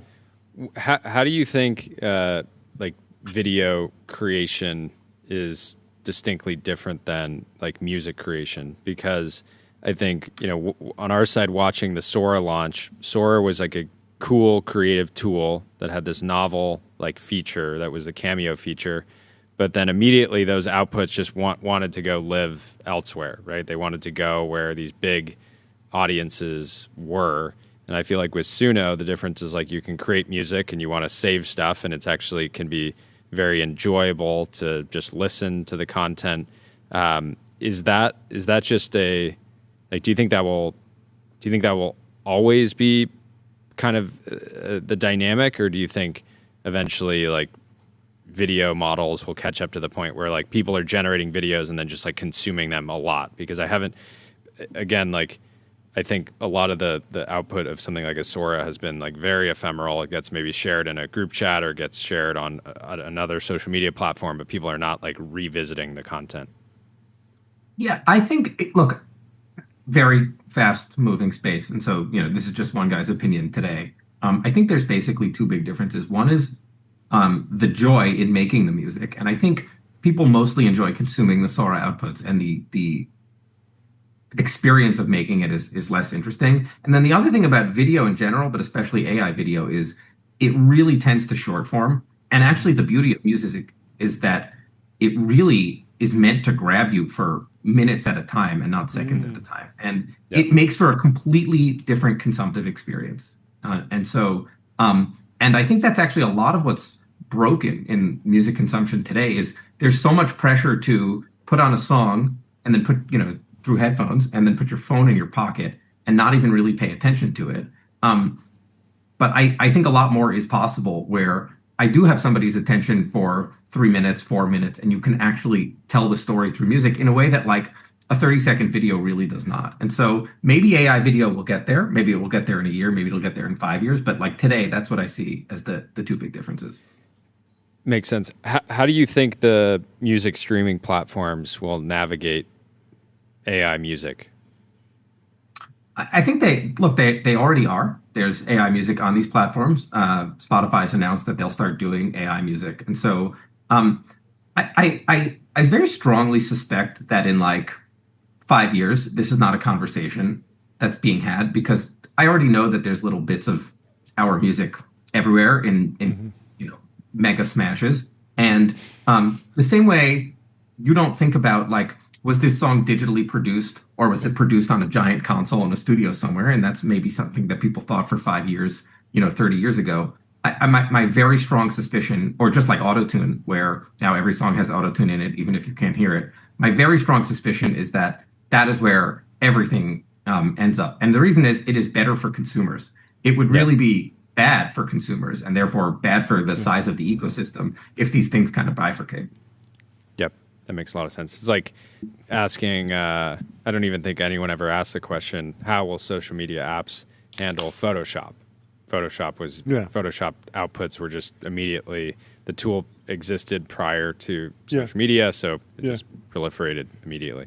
I mean, speaking of Photoshop, Photoshop has had to grapple with the existence of generative images through partnerships, through rolling their own. how important is it to you to play in the market of like the enterprise audio workflows, do deals, partnerships? Because what we saw in the text, at least in code, at least, every coding platform, and there were a whole bunch of new ones. Like there's been a real battle for the IDE, and I'm wondering if there's like a battle coming for the top end of the music production workflow. I think there probably will be a battle, but it will be not nearly the bloodbath that it will be in other domains. And it's just because the average piece of music today is produced in 800 different tools. And and everybody has all of the tools. And so I actually don't think it's entirely reasonable to think that there will be one tool that uses up all of your screen time. And like, that's going to be the thing that you produce 99% of your music in if you are a true professional. And so the end goal is the perfect song and a little bit less the journey of how you got there. Yep.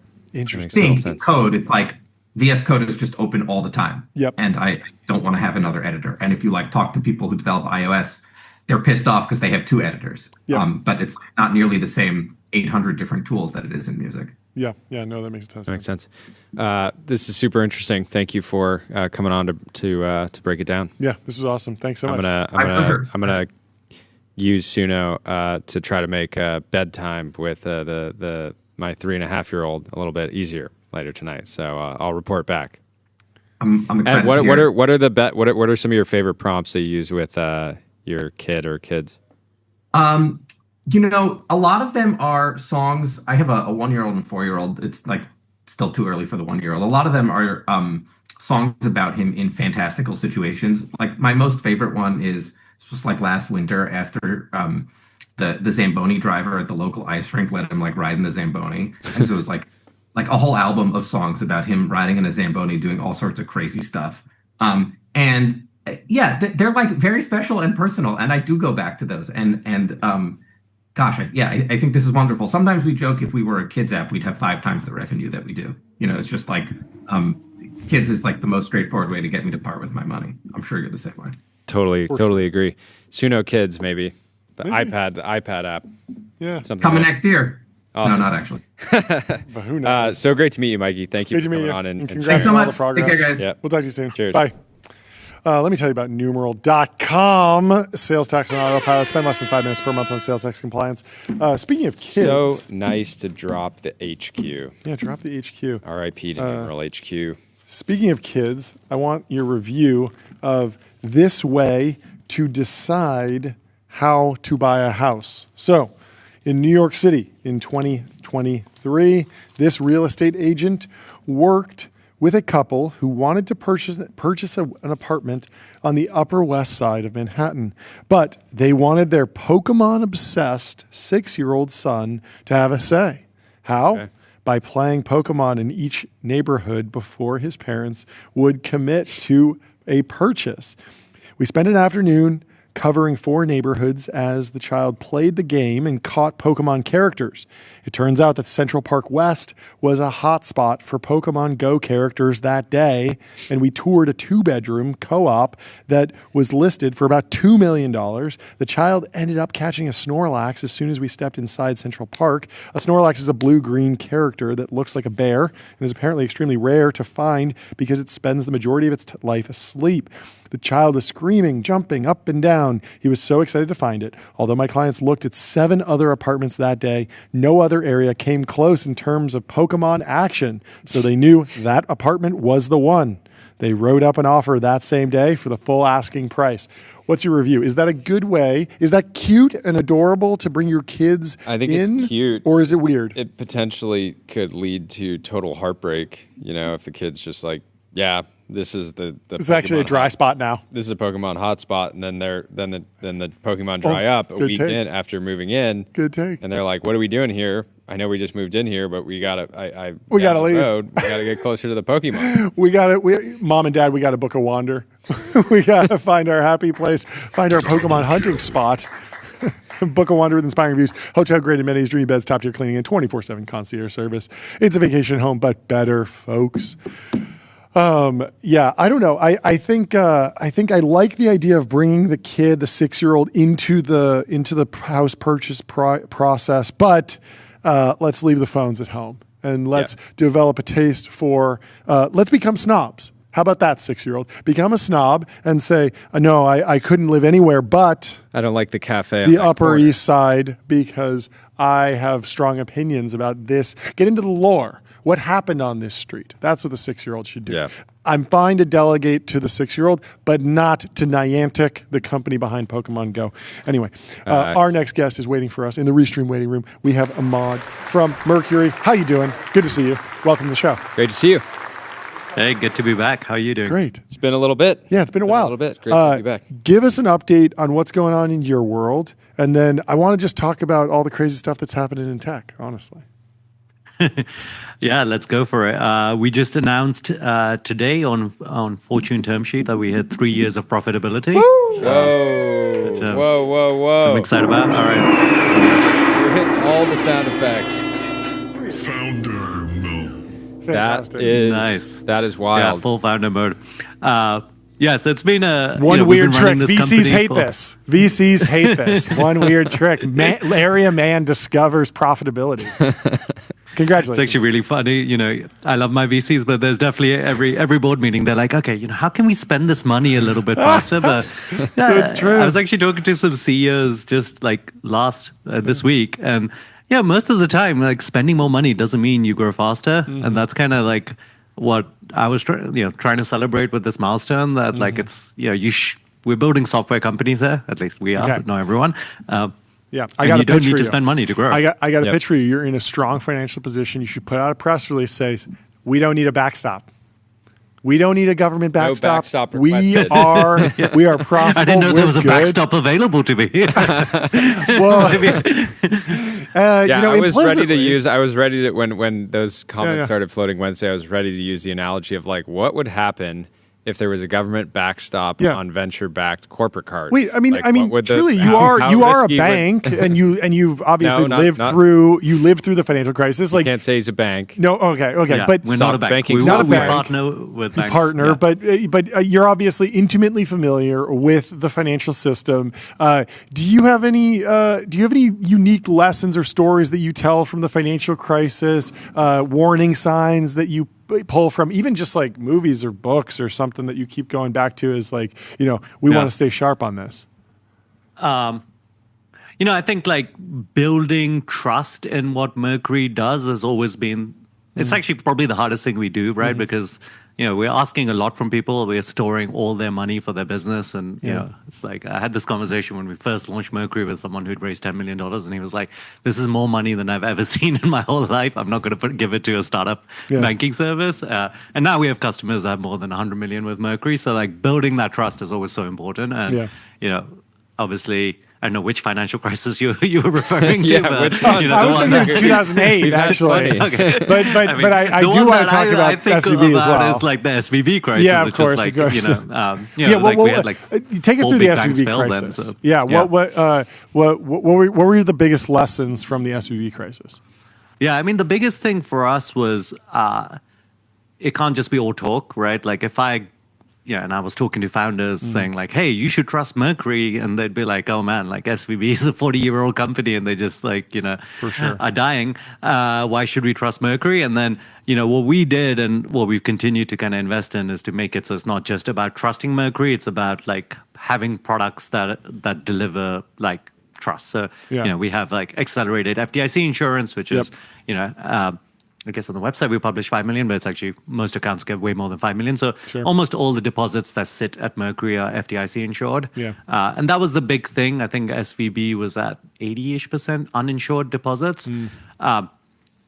That's just for anybody that's not super familiar, that's because they had standard $225 million of FDIC insurance, but almost every account had well beyond that because exactly. they Like were businesses, startups. especially Yeah. VC-backed businesses, And like also in a 250K zero is interest rate tiny stuff. environment. In a zero interest rate environment, you're like, I'm just going to keep it in the checking account. I raised a $5 million seed. Yeah, I'll you just know, optimize literally it. keep it in the checking account because, like, what's the point? If I move it to some other vehicle, I'm going to earn 0.5% or 0.1%. Now it's a different environment. Yeah, was it always the plan to get profitable, stay profitable as fast as sort of reasonably possible? I think like, or did that happen because of like, SVB? If people are trusting you as like a financial platform institution, it's not exactly comforting to know that you're burning money and your financial institution, your platform. Because I think the other thing that was part of SBB was, like people just had so little time to move all of their banking operations, and it's just like there's so much reliant on a bank account for a business.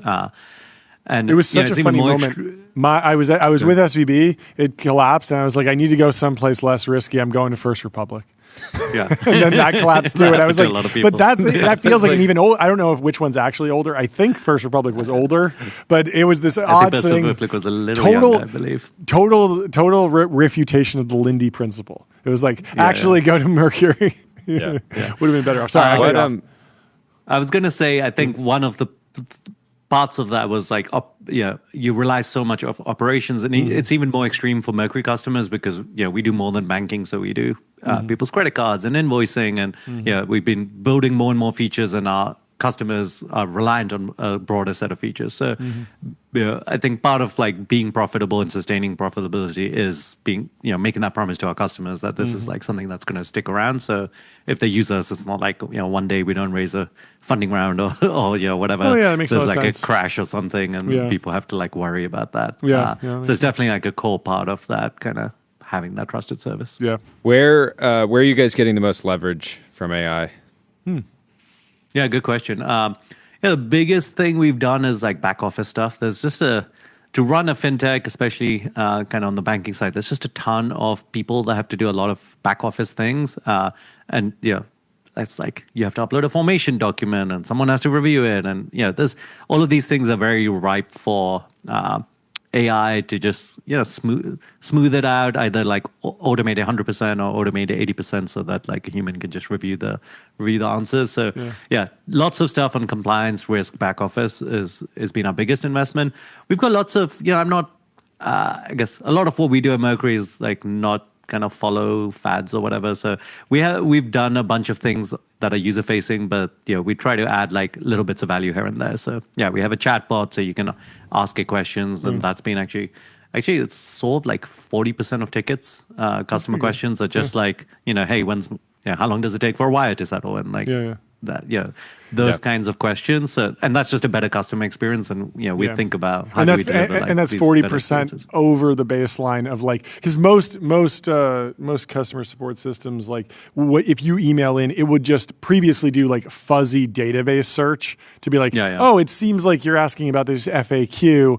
You got a 40% lift on top of that because you were already out doing best practices, I imagine. Something like that. Yes. It's a bit more complicated because we still have that email system when people email it in. So this did replace like the suggested topics in like the live messaging system. So sense. I don't know exactly. What about on the cost side? The suggested answers was way less because people don't like reading those suggested things. Like they just want an answer and they want to move on. What about on the cost side? We were talking to Ivan Notion. He said that his inference bill was actually having an effect on his gross margins. You've remained profitable, but if I'm looking deeper in your financials, will I see an uptick in inference bills based on is that something that you're actually trying to manage as you stay profitable, or has it been low enough that it just and I think it's wildly different. I think using it in back office context where you're sort of processing forms and PDFs and things like that versus Ivan where people are like, I'm going to generate trillions of tokens because I'm just making long documents and totally. On the back office side, it's mostly been a cost saving, right? Like you're kind of giving leverage to humans and or you're moving off of like a Mechanical Turk or a Scale or something like that for whatever workload it is.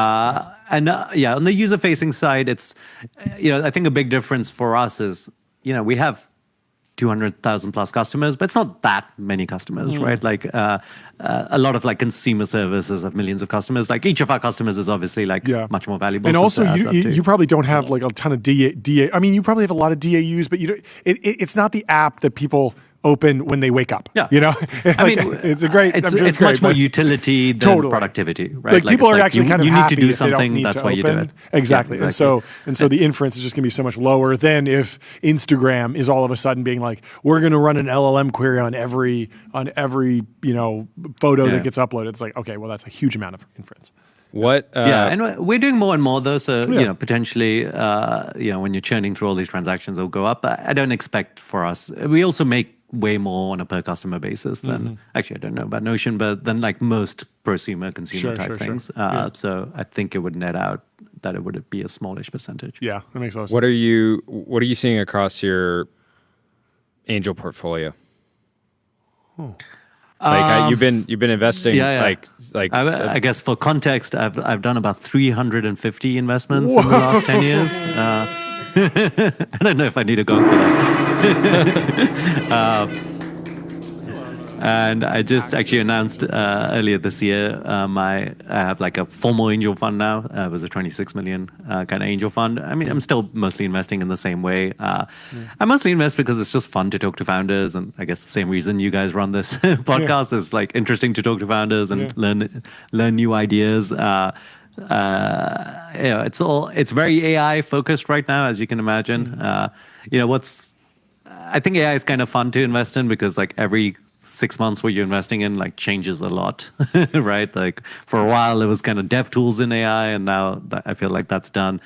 So most of what I see right now is kind of deeper vertical kind of B2B applications of AI. Do you think AI gives people the permission to invest in more unique categories? Because basically, like there used to be like a whole set of categories that were just kind of like small businesses or industrials or some weird niche thing, and they would just be kind of off limits because it would be like, oh no, like the real money's made in fintech. The real money is made in maybe the ed tech, but that one's difficult. Or ad tech or marketing, martech. It's like there were these easy themes, but with AI, you can go and actually put together a pitch around something that's maybe more or less untouched by tech and actually generate a deck. It's definitely like this extension of the software is eating the world kind of vibe that Mark Andreessen talks about, right? It's like eating a little bit more of the world on the edges. Like 10-ish years ago, it was all like social and mobile, right? Like that's what everything was. And then we started doing, like even Mercury is like 10 years ago, it was probably off limits to like try to make something that went after the banking market. And I remember when I started in 2017, it was like, it sounded weird, right? Like it was not something that was done. So I think the thing that AI does is like open up labor, right? Like in robotics, it opens up physical labor, and then in the case of kind of the white collar workers, it opens up like human kind of intellectual labor, and that is like a whole set of categories. So people. Generally, VCs hate services firms, right? Like it's like they'll be like, "Oh, that's like a services firm," but now like services firms are cool. You're like, "Oh yeah, it's human. It's human as AI plus human services firms are like the thing that a lot of people are investing in, or ideally trying to get to like fully human only, fully AI only." But yeah, it's definitely like it opened up a lot of industries that wouldn't have been interesting from a investment perspective. Do you think people have been overly bearish on SaaS? It's notable that OpenAI uses everything from Salesforce to Slack to Qualtrics, and I imagine you use a lot of on your business. I don't think anybody's out there saying, I'm going to vibe code a bank. Even if they could, even if you could somehow build that on like a banking as a service platform, it's like the level. The amount of work you need to do to maintain a vibe-coded bank on top of, it just doesn't make sense.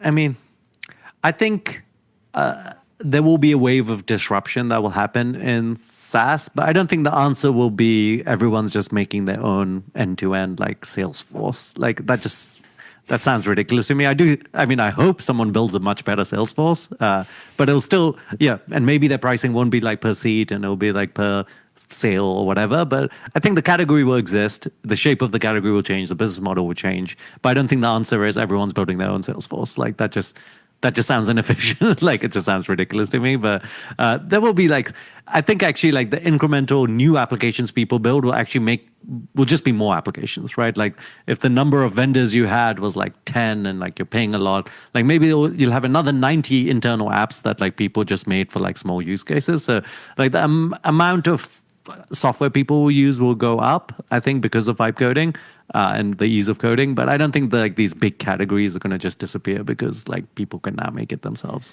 And do you think companies will go multi-product sooner? And are you seeing that across the portfolio? If like the actual engineering hours are less to go from, one product to a second to a third, that will just encourage, more companies. I think it's going to be like industry specific. I think a big story about fintech in the last couple of years has been like every fintech going multi-product, right? I think it's partly because, when we started in 2019, like no one was building like a better neobank. So that's all it took. Like our first product was a bank account and it was like really good. Now to compete against Mercury, you would have to have bill pay and credit cards and invoicing because like that's just what people look for. Like they look for more of a bundle product. So I think it depends where you're competing, and to some extent it gets a little easier because you can just make products quicker. But making like amazing products is never easy, right? Like I think you just like the quality and craft and all of that like do matter, and we try to invest a lot. Like when we make a new product, it's never easy. It's like it takes a lot to make an amazing product. But when you're like very new to a category and like almost everything in AI is like very new, you can build more quicker and then like kind of refine it over time. But it's a good question. I think a lot of the ways people will end up competing with incumbents, right? Like I've heard a ton of like, I don't know why we're picking on Salesforce, but I've heard a lot of like, how do we beat Salesforce kind of strategies? And a lot of them are like, oh, actually we're going to bundle like a AI SDR and some X and Y, and like we're going to make it like a much more fully featured kind of version of like Salesforce. So I think like when you compete against incumbents, like doing a bundle strategy sometimes is like a better strategy. So like we'll see that play out. Yeah.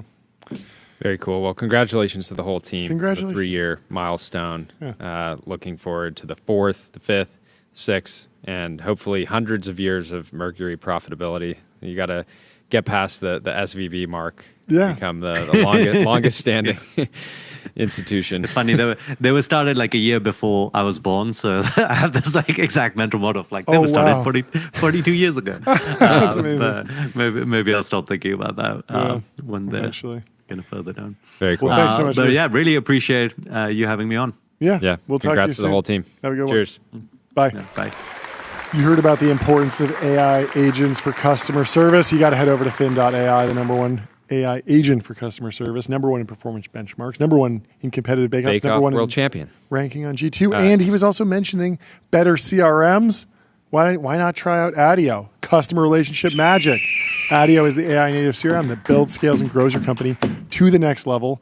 Brett Adcock fired back at the hype around 1X, presumably. Figure CEO Brett Adcock says his, quote, major competitors are using teleoperation, human operators, in their videos and calls it deceiving. Will he call out 1X by name? Will he call out Elon by name? Will he call out Unitree by name? Let's find out by watching this clip. His analogy, it's like if a self-driving car pulled up and we found out there was some guy from Tennessee. A demonstration of a robot doing something that's like not teleoped or like coded. And what you're seeing now in the world is like, I would say most major competitor to us at this point are putting out most of their content and updates teleoped from a human. And I think it's like perhaps some of the most deceiving things I've ever seen. It's like if I was driving a self-driving car, if a self-driving car pulled up next to us and we found out there was some guy from Tennessee driving it, we'd both be like, that's not what I thought this would look like. What you want to see is... So the funny thing is that, Tyler, why are you laughing at that, Tyler? Well, that's like exactly how self-driving cars work right now. Yeah. Teleop is actually maybe critical to the development of full self-driving cars and maybe used by all the top companies all the time. Yes, I mean, it is odd that like I thought it was. I think it's like a key. It's the key enabler for 1X to actually get robots into homes and getting them to a point where they can do valuable work. Yeah. Right. And they're going to be taking a loss on. Yeah. They're going to be taking a loss on that. They're charging like $2 an hour, but that's going to be a flywheel for them to get more and more training data. Oh, the founder of 1X actually replied. I think Dar. That's the founder, right? No, Dar's. Oh, he's Dar's just the not VP. founder. Oh, but he's just the loudest voice on X, so I give him all the credit. He's one of the. He created 1X. It would be nothing without him. Anyway, he says, so basically Waymo, there were 2 operators to every car when Waymo started. It is interesting that, Waymo has never, that I know of, they've never really like published data on how many operators they have per car. I think that would actually give people a lot of reassurance around like, okay, these cars are driving around. Are there people overwatching them? And then you just get to a point where you say, okay, yeah, there's 10,000 operators for 5,000 cars. And then next year there's 8,000 operators for 5,000 cars. And then eventually there's 5,000 operators for 5,000 cars. And then eventually there's 1,000 operators for 5,000 cars. And eventually there's 1 operator for 5,000 cars. But it's just a slow process of getting people up to speed on the new technology, and it just gives people confidence at every turn, much like the confidence that I feel when I go to sleep on my 8 sleep. How'd you sleep last night, Jordy? 88 from me, 7 hours, 38 minutes. I want to hear if that soundboard still has my favorite song on it. Boom. You got an 88? I'll give it to you. Wait, do we tie? No, I got an 83. Oh, 83, okay. Rough one. Rough one. Well, we have breaking news from the Pope. He chimed in on the AI bubble. Some bub talk from the papacy.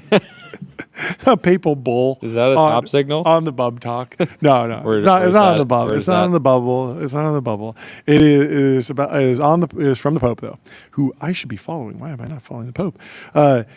Technological innovation can be a form of participation in the divine act of creation.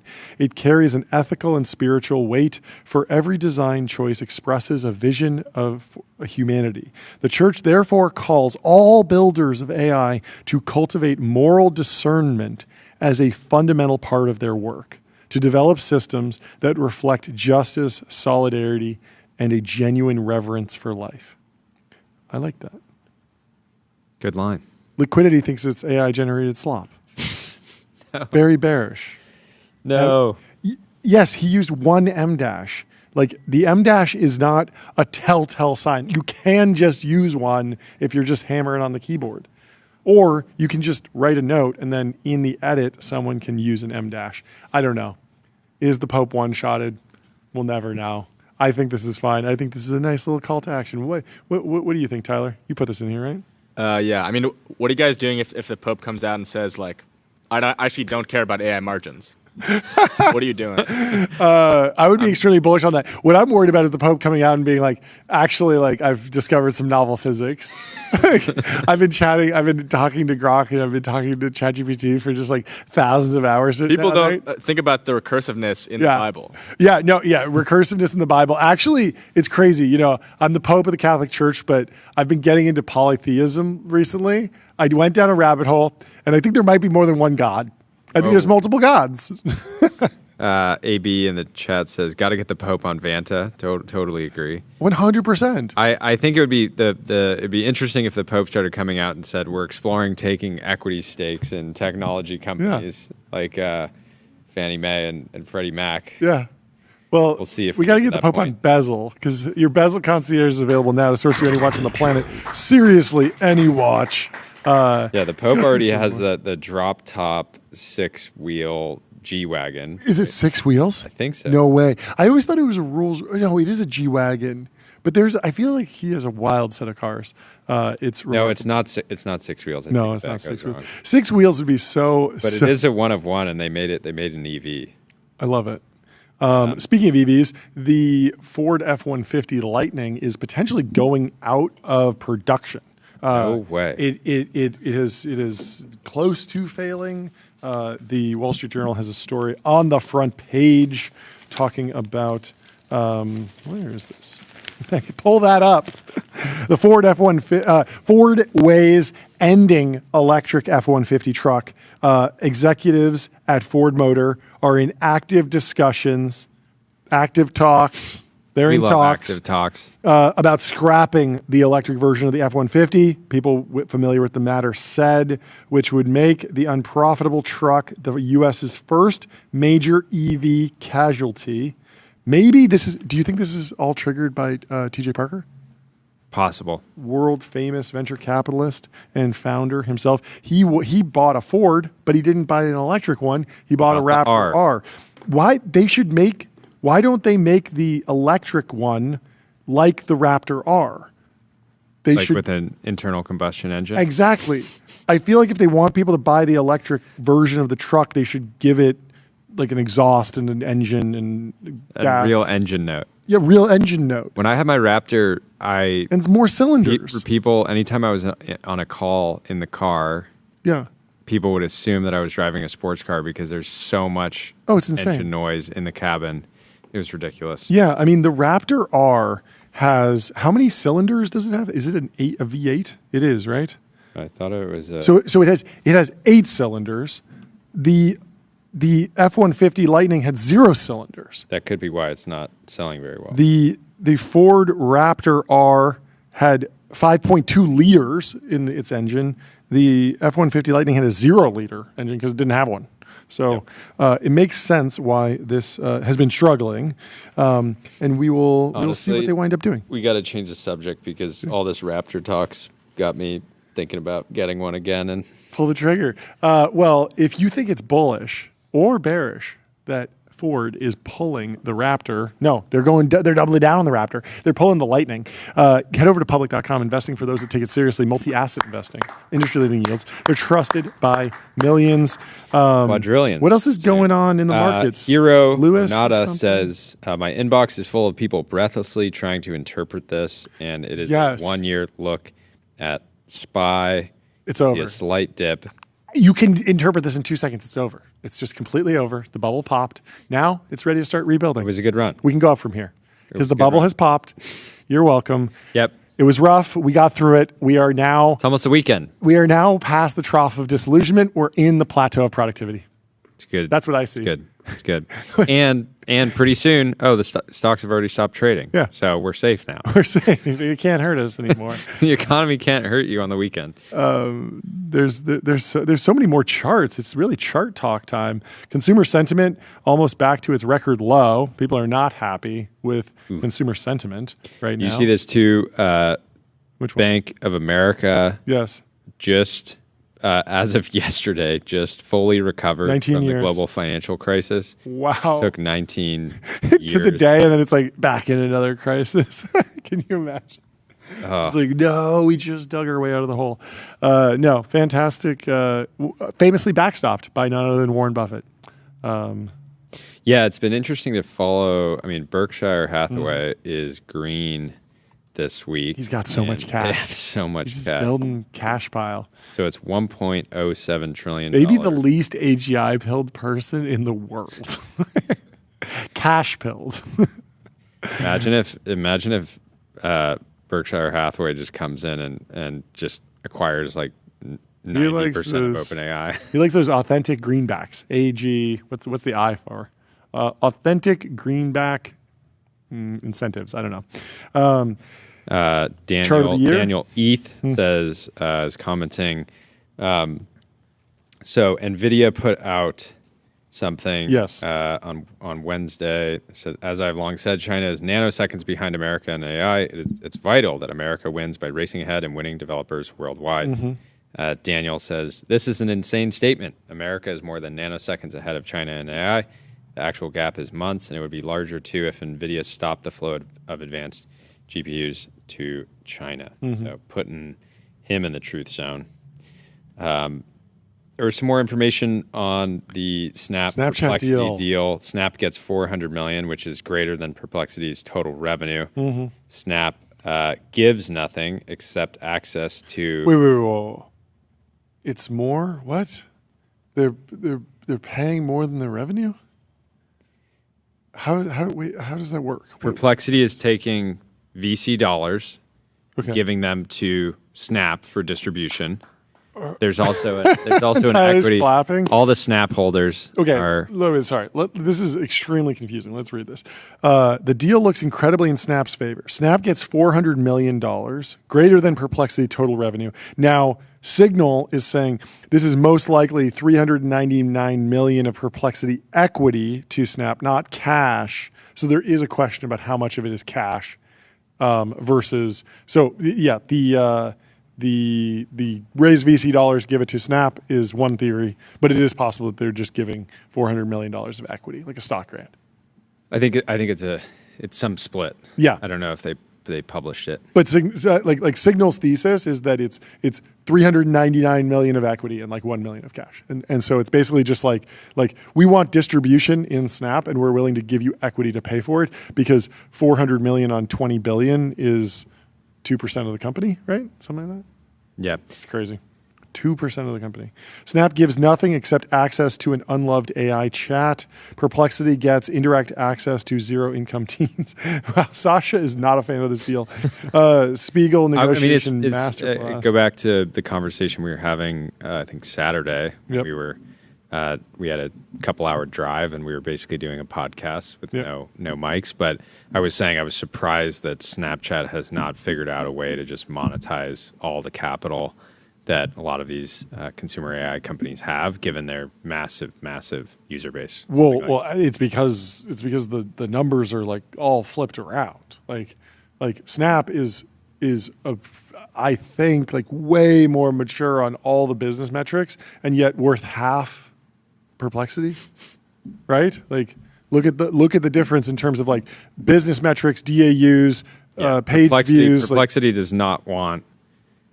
will not want people comping it to Snap in their next financing. Yeah, it's odd. I don't know. It's some sort of like dance to actually integrate these two things. Tane says Snap will be integrating Perplexity directly into Snapchat's chat interface. Perplexity will pay Snap $400 million over a year in a mix of cash and stock as part of the deal, and gets access to Snap's 900 million monthly active users. AB in the chat. Snapchat's going to accidentally build AGI just trying to make the dog filter blink realistically. I love it. What do you think, Tyler's had a pathway to AGI? Well, I mean, look, Spiegel might be back. You think so? I mean, look, we know someone who was previously what do you think he actually? What do you think he actually gets? What do you think he actually gets? I have a lot of trouble understanding what Perplexity is because it's somewhat of an application layer company, but a lot of the APIs, a lot of the foundation model products like do deep research. Some of them have news hooks already. So if my choice, like Apple could have gone to Perplexity, they went to Gemini. Like, does Gemini give you search results the way Perplexity? Like Perplexity's initial pitch was it's a LLM, but there's no cutoff and we'll search the web for you. I feel like most of the LLMs just do that out of the box now. And so like, what are you getting when you partner with Perplexity over something else? What's the differentiator? You're getting cash. That's why I think, You're getting paid. I think a lot of this deal had to have been cash because I think if I'm Evan Spiegel and I'm looking at like Perplexity's revenue and user base relative to his own. Yes. And you're not. Okay. So help me understand this math. If I'm Apple, how many DAUs does Apple have? It's like the same size as Snapchat, right? In terms of like actual iPhone users, it's got to be 1 billion, right? There's like 1 billion iPhone users, something like that. I think it's more. Like 1.5. Okay, so and then Snapchat has like 400. Oh wait, no, Snapchat has almost 1 billion MAUs, but DAUs is like 400, right? Yeah, like 470. Okay, so let's say that Snapchat has roughly 40% as many users as Apple. So it's 40% to Apple's, billion plus 1.5 billion. Apple is paying Google 1 billion. Snapchat could potentially go and pay Google for access to Gemini 40% as much, right? Because they're 40% the size. So they could pay $400 million and get the exact same quality of AI product that Apple is vending, you'd think, because Apple says, hey, or Google goes to Apple and says, hey, you want to service 1 billion users? That'll be $1 billion. Oh, you want to service 400 million users? That'll be $400 million because it's billion. Because it's basically $1 a user. I don't know. Google's basically charging $1 a user, but Perplexity is in the opposite scenario where they're paying for the right as opposed to the other way around.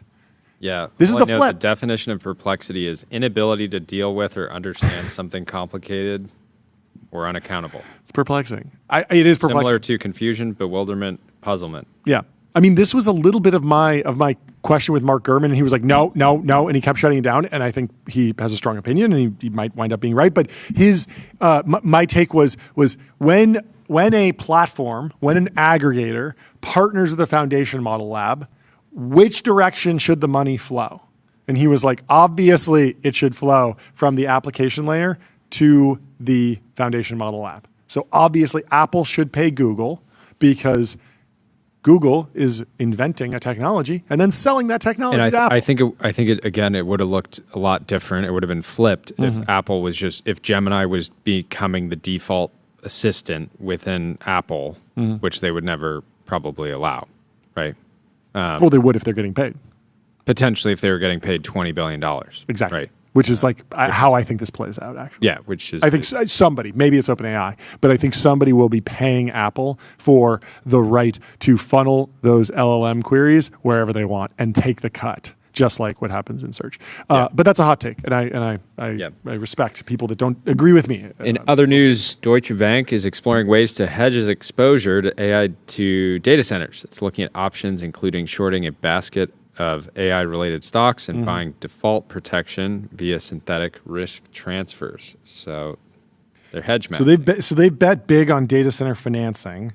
The scale of the expenditure on AI infrastructure has prompted concerns that a bubble is forming, with some likening the enthusiasm to that which preceded the dot-com crash. Skeptics have pointed out that billions of dollars have been deployed in an untested industry with assets that quickly depreciate in value due to rapid change in technology. Stream Yimby in the comments says, if there's one thing Deutsche Bank is really good at, it's being very exposed.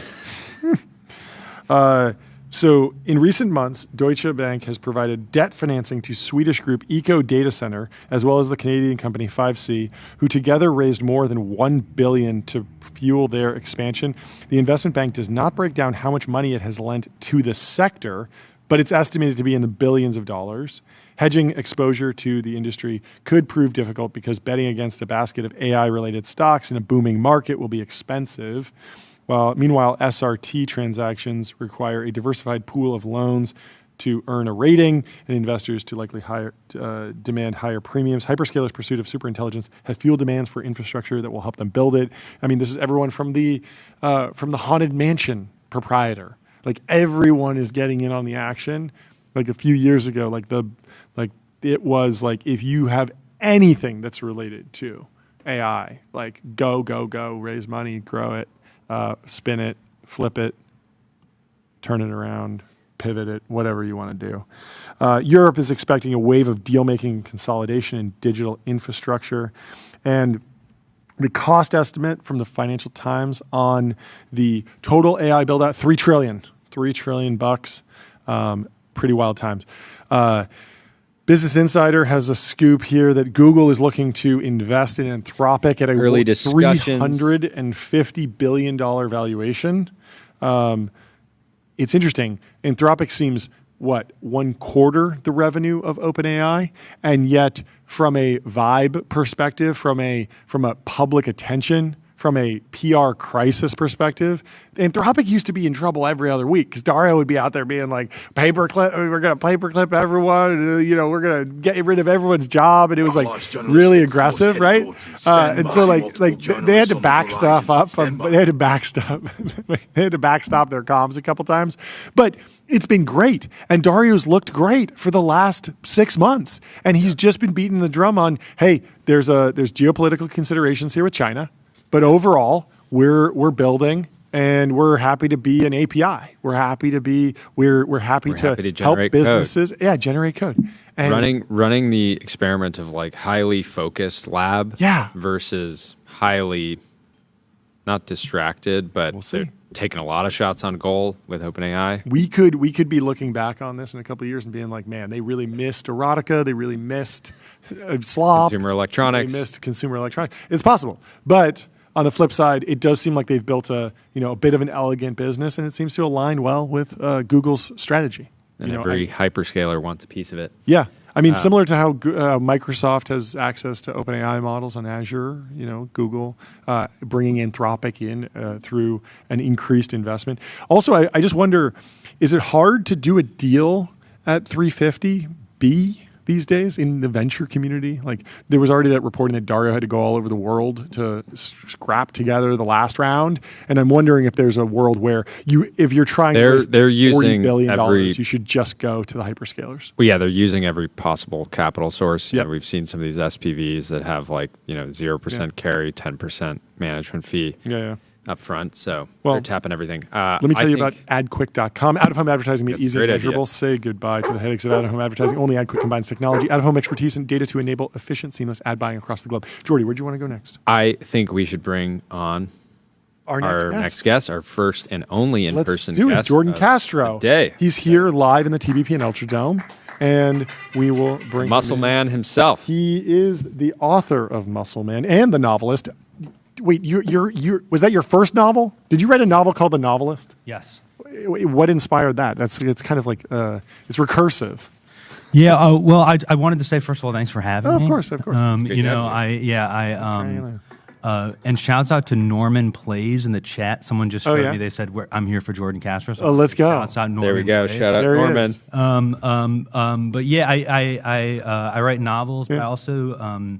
You guys had the Pope up talking about the Pope, and I work with this guy, Luke Burgess, with this thing called the Clooney Institute. Oh, no way. And one of the things I've noticed is we sort of do stuff at the intersection of what we say Athens, Jerusalem, and Silicon Valley. Mm-hmm. And so sort of bringing religious wisdom into the tech conversation. But so I've been I'm not really related to tech, but I've been at all these different talks and so on about tech and whatever. And I noticed that when people normally talk about AI, they sound like AI. They immediately just sound like AI. And when you guys were doing your AI quadrant thing, I was like, they sound like people. Interesting. And I was like, why do I like... Let's give it up for people. Yeah, let's give it up for people. That's right, yeah.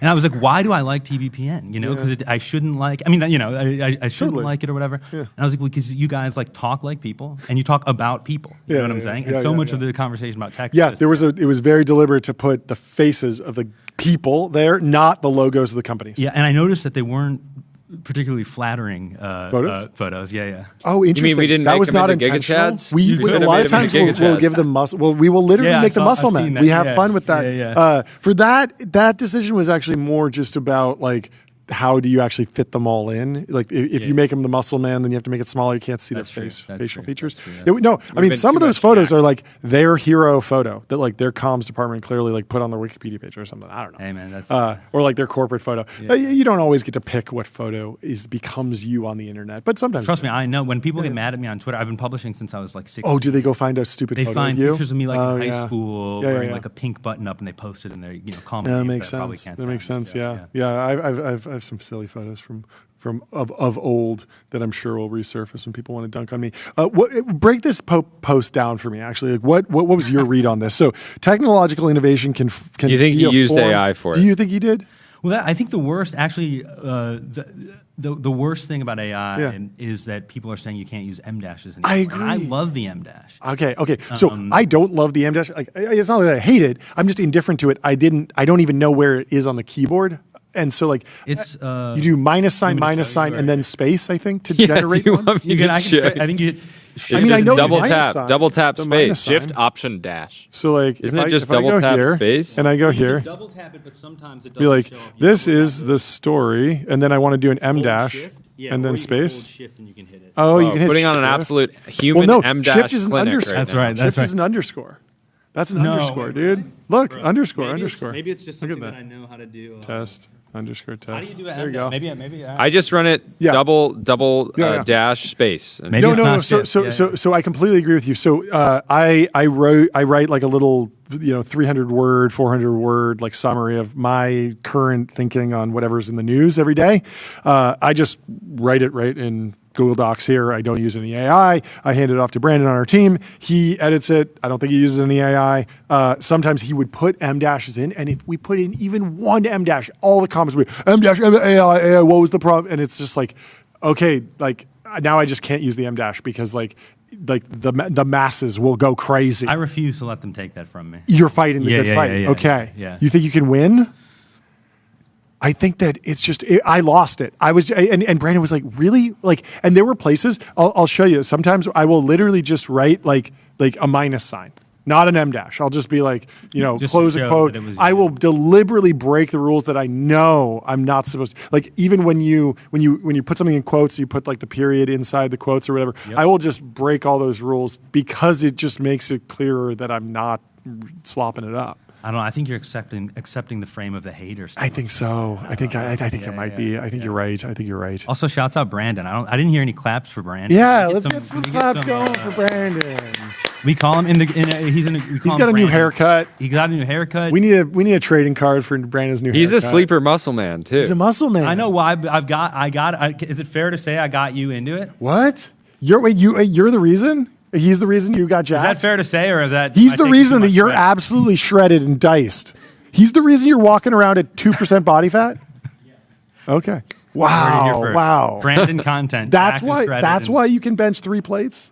You can just rep it out because of him? 4. Okay, 4. Wow. Whoa. Look. Crazy. It's good. Wait, so yeah, actually tell me the story of the Muscle Man book. Like, what inspired it? What was the thesis?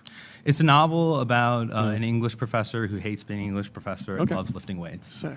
And part of it was that. And this is a real person, or no, it's a fictional character. Okay. Yeah. But like part of it was that when I was growing up, I basically grew up online, and it's sort of a classic story. But it was like I was totally anxious. Like I would be at school, then I would get on the screen, and I would just post and sort of lurk and be sort of weird and creepy in front of the computer. And then when I started lifting, my anxiety and depression just like completely went away. Yeah. And I was like, damn, like, was my dad right my whole life? Are all the sort of jacked guys who are like annoying and saying that, you got to start lifting, were they just all totally right?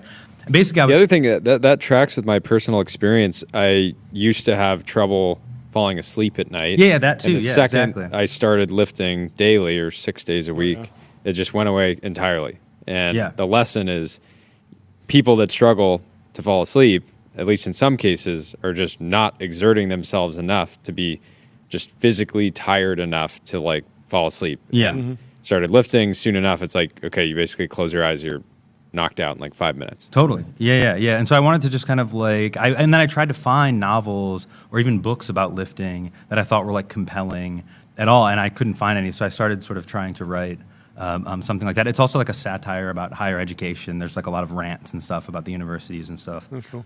So yeah. Talk about the reception.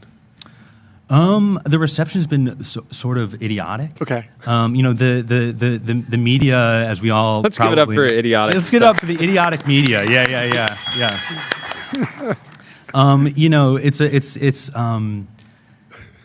It's the idiotic media, and we have a horn going off. We are. Yeah. Well, we have a horse wearing a hat in the background. I consider idiotic. We're not good, journalists, but I definitely consider us to be part of the idiotic media. Yeah. Well, that's now you're using it in a good way. You're reclaiming it. You know what I mean?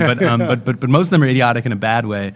And the reception has been like, here's a novel to like explain the manosphere. The manosphere, and like right? here's like a novel about men. And I feel like back in the day. There's this great the writer Norman Mailer has this debate with these feminists like back in the 70s, and he keeps calling them lady critics. This is a very hilarious debate.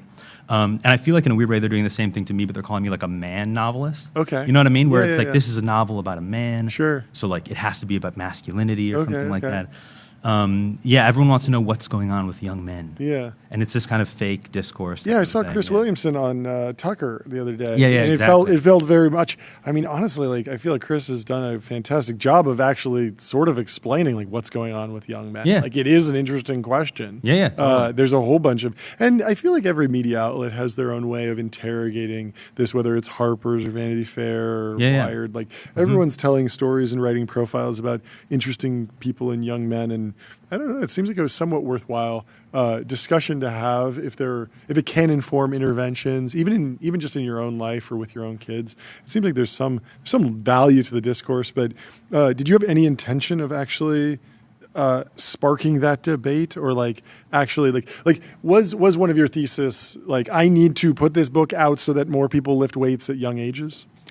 No, but I did write an essay for Harper's Sure. that was just basically a straightforward pro-lifting essay, Okay. and so that had more of that. Sure. That's awesome. The thing that my takeaway from going, I was very anti-gym growing up because I was a skateboarder and a me surfer, too. Right, a exactly. skater, Right. surfer. Like the idea of going inside, being indoors, lifting stuff up and putting it down, just for whatever the reason was. It wasn't appealing to me as a kid because I was like, well, I could just go to the beach and surf and be out in nature. And so I had a generally negative sentiment around the gym. And I was also super scrawny growing up. I've got long arms. I was in high school probably 140 pounds. Getting under one plate on bench was big. I'm gonna die at first. Totally. And I never really got into it. I didn't play football or anything like that. And then I got really into it in college, and it was the biggest unlock for mental health. Yeah. Prior to that, I was a teenager. I was teenagers, I think, are just naturally kind of moody and figuring out who they are and how they fit into the world and all that stuff. And then I found lifting, and a lot of that stuff just went away entirely because I had a purpose. I would, even if that purpose was so simple and just going, I woke up, I was going to eat well, and I was going to go to the gym. I was going to lift as heavy as I could and go on with my day. And it ended up being it was like a drug almost immediately, because I was I want the feeling of how I feel after I lift. Mm-hmm. It was incredibly addictive in a very positive way. So I did that, and then about probably a year or so, I went from 100 and by that point 150 pounds to 190 in a very short period of time. Basically spending, this was from freshman year to sophomore year, and I was spending so much of my energy just focused on lifting. Yeah. And I ultimately reached a point where I was okay, at some point, this is actually not the most productive use of my time. And I was fortunate enough to, at that point, to kind of discover work and things that I was passionate about, and ways that I could use my energy that was more interesting to me. And so I think the debate to have around lifting is I think basically everyone should be picking up heavy stuff and putting it down, at least a little bit, right? You don't need to go to the extreme.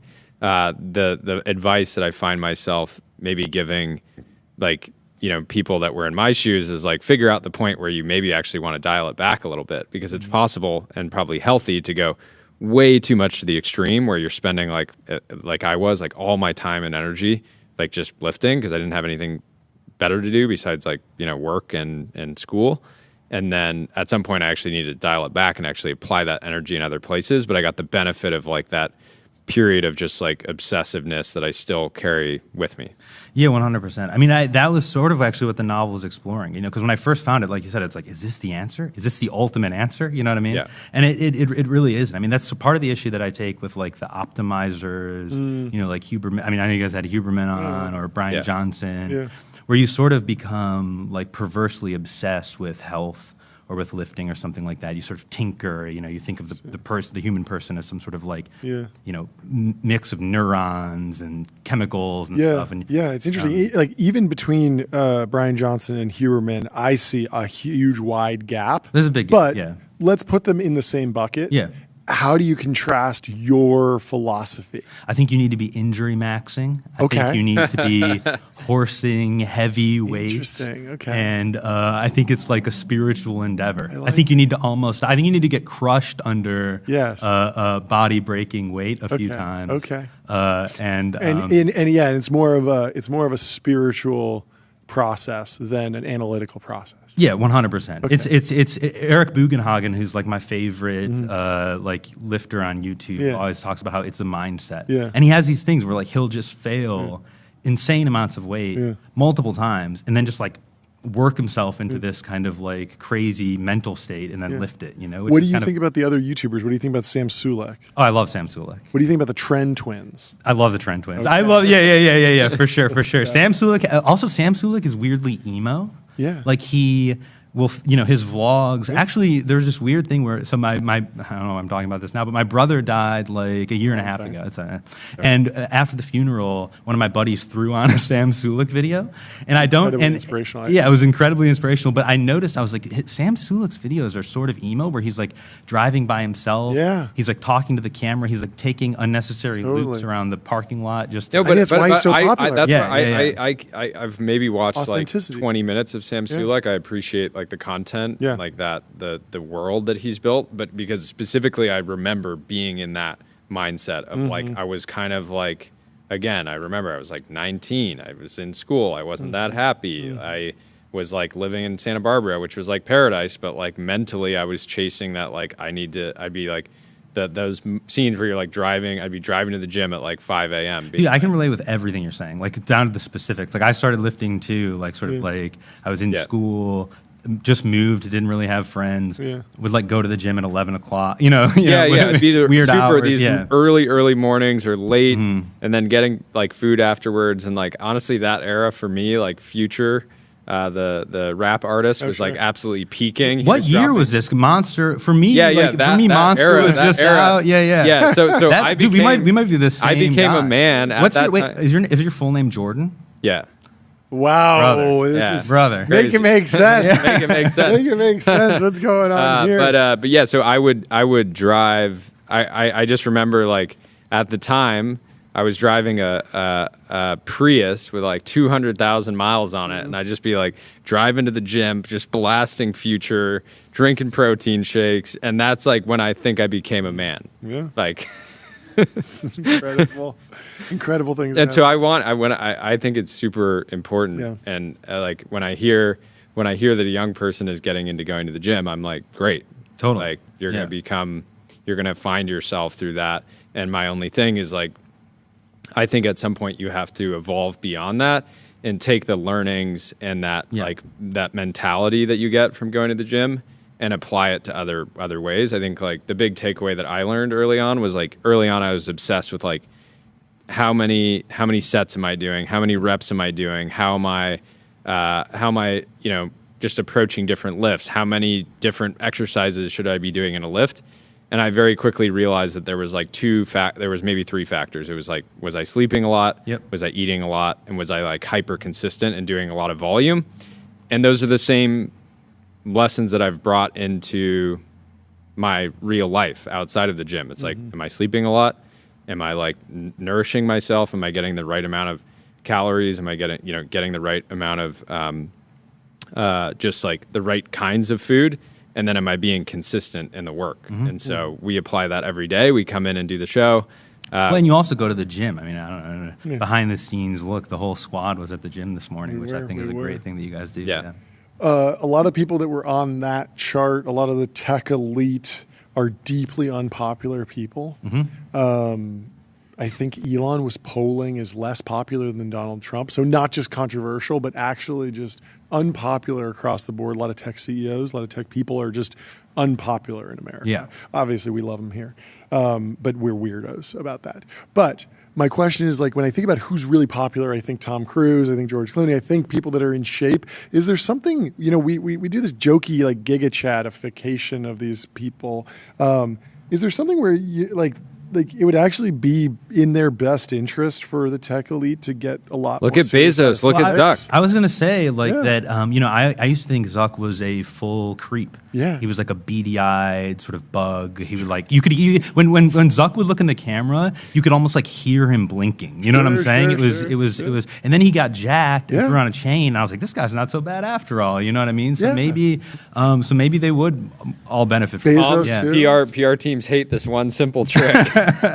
Well, PR teams should love it. They should but love they it. maybe aren't awake to it for some reason. Yeah, look, if you're on a billionaire's PR team, step one, Trend, hire a trainer. Trend, yes, bring the Trend twins in. Yeah, bring the Trend twins in. Yep. Get jacked, and then the public opinion. Why do you think health is so political? Oh man, I did an event 2 nights ago here, and someone asked the same question, and this guy in the audience stood up, and he because I actually don't know. I mean, one reason is that I think that when you're jacked and you're strong and or you're competent, it acts as a judge actually, because if you're like fat and you're lazy, then you feel just sort of implicitly judged. The other thing is that going to the gym and getting jacked implies a certain value system. There's like if you lift 145, that's less than 225. Sure. And if you're in the gym, you're trying to get stronger. The implication is that it's better to lift 225. Yes. And so like a lot of people who are like dogmatically committed to a certain kind of like egalitarianism don't like that. Yeah. But the guy at the event stood up. This guy, he looked just like Joe Rogan. His name's Anthony, actually. Shouts out Anthony. But he was like, he said that generally speaking, the left tries to impose their ideas onto nature, and the right starts with nature and discerns their ideas from there. And so there's something just sort of fundamentally different about that. And I think lifting sort of falls into the latter camp. I have a question. That makes sense. Yeah, I'm always surprised at how much, like, there seems to be more controversies in between like various people, even that consider themselves all to be pursuing their ideals of health. It's like everybody like kind of picks a lane in a category. Well, and there's also then it's like they're fighting over like green powders. What green powder should you take? Oh, my green powder is better than your green powder. It is universal. Like I feel like it's hard to make a political issue out of something that doesn't affect everyone, because you just keep bumping into people. And if your whole thing is like, corporate cards or something, or like the manufacturing supply chain for large gongs. It's like there's just a lot. You guys of people have a lot of those around. Yeah. You even have I noticed in the bathroom the picture of the jacked guy, the shirtless guy hitting the gong. I think these guys love. Yeah. It's like it's hard to get everyone animated about that. It's a niche interest. Whereas like healthcare, how much money you have, your job, your health, your food, like these things are universal, so anyone can relate to them, and I can give you a take and you can bounce off it immediately, instead of being like, I don't really know anything about that, or that doesn't really affect me ever. Yeah, but there is so much, more people die in this. This is actually, I actually don't know if this is true, but you see this talking point all the time. More people die in this country from like obesity than from starvation. There is this total cope around being unhealthy, and people don't like the idea that there's actually something you can do about it. Yeah. It's just like everyone can be obese or not. Like not everyone can have a large corporation that goes bankrupt under their stewardship. Like so it's just less relevant to them because they might not be the CEO of a company that's going bankrupt or something. Pickleball. There's I couldn't find it in here, but there's in the mansion section online. There is a house that is up for sale right now that has a pickleball court outside and a pickleball court inside. What's your take on pickleball? Dude, it's fun. I hate to say it, but it's fun. Guilty pleasure? I mean, I played it one time with a friend, and I was like, man, this is, I probably said some words, and then we played it, and I was like, this is awesome. Yeah. So I you played it inside or outside? Outside. Outside. Yeah. I mean, 2 courts is a little bit, I don't know if you love something. Zoom out for me. Build the ultimate mansion for athletics. Are you going all in on one particular athletic endeavor? Are you making sure that there's a pool and a basketball court, a tennis court? What's important to have around the mansion? For me, definitely a basketball court. A basketball court. And then like a gym in a garage with no AC. No AC. And what's in that gym? Are we doing rogue racks? Are we doing... Rogue racks are good. Okay. Yeah. Free weights? What is it about... what's the archetype that can make a home gym really work? Do you have to be like spiritual? Like every time I've just been in a only during COVID, I bought a bunch of weights and I was working out of my garage. And I just got so small. Hard to be motivated. Yeah, that's a skill issue, bro. Yeah, I'm sorry. I think I'm implying it's a skill issue because I would be going in there and I was at home, so I could get an email and I'd be like, okay, I'm going to run in and respond to this email on my computer because it's easier. And if I was taking a more monk-like approach, I'd probably have been getting even more jacked because there's no distractions, right? It's just like more focused. Well, during COVID, I mean, we ordered a bunch of weights, me and my lifting buddy, right at the tail end, because everything sold out like super fast. So but you still had a buddy, that helps. Had a buddy, And we ended up getting these like dinky, probably like 25-pound barbells with these like shitty weights or whatever. But I would just go. I had a shed at the house, and I would like go in the shed and throw on music. And it was actually the first time that I was lifting where I understood the power of like shrieking and screaming while you lift. There's a lot of power. Yeah, you can. Yeah. Okay. Yeah. Well, the modern man does not shriek and scream. What's in the supplement stack? What's Lindy? What's interesting? What are you staying away from? Are you beta-alanine? Are you creatine, protein supplementation, mass gainers? What do you like? I don't know, I'm feeling reactionary against the optimizers, and I want to just say nothing. I mean, creatine for sure, protein's fine, but I think you could basically just eat. Raw milk. I do like raw milk. I drink a lot of raw milk. Recently, I went from like 165 to 200 pounds over the course of like 3 months, and so I was drinking like a gallon of raw milk a day, a tub of Greek yogurt a day. The raw eggs. I do think like drinking 12 raw eggs makes you feel amazing. Okay. But that's kind of the. I went through a raw egg. I went through a phase where it'd be like 5 eggs mixed into raw milk, just raw. Were you bodybuilding.com guy back in the day? That was a long. I wasn't even like a phase. That was just me for a long time. I realized like, wait, I don't have to scramble the eggs. I can just put them in a jar and just drink it. I didn't like the taste. I would kind of almost throw up sometimes, but it was just so effective. I mean, Derek from More Plates, More Dates talks about just drinking the full carton of liquid egg whites. He does. Just chugging the carton. Yeah. That was a good era. There was a period where I was watching his videos. Like when I was first getting lifting, watching like, I remember being like, I can't believe I'm watching an hour and a half videos about crazy, some. But it's so meditative. It's like what we were saying at breakfast. It's just amazing to watch anyone who loves what they do. Master of his craft. Yeah, exactly. Makes sense. Great, you would have appreciated, we gave a talk last year when we had done like a few episodes of the podcast, and then we gave a talk at Hereticon of like the case for like founders getting on like PEDs, because you have like, when you think about like pro athletes are like spending all their time trying to be healthy, sleeping well, working out, and being as strong and as physically fit as possible, and they legally cannot take PEDs. Although if you ask them like, if you could take PEDs, if it was legal, would you do them? They'd be like, yeah, absolutely. I want to go to the next level. Meanwhile, in the business world, you have people that are not sleeping that well. They can't train that much. They're not that healthy. They have like kind of not that great hormone profiles. In a perfect world, they just start sleeping well and training and eating well and getting on track. But for a lot of people, if you're a CEO, busy CEO, you're scaling your company, you don't have like, some of these people like can't prioritize it, or they don't for whatever reason.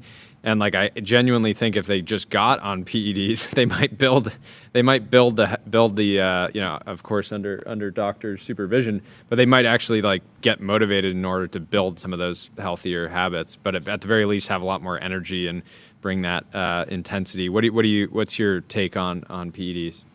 I don't do them because I haven't had kids yet, but they do seem probably good. I don't know. Have you done them?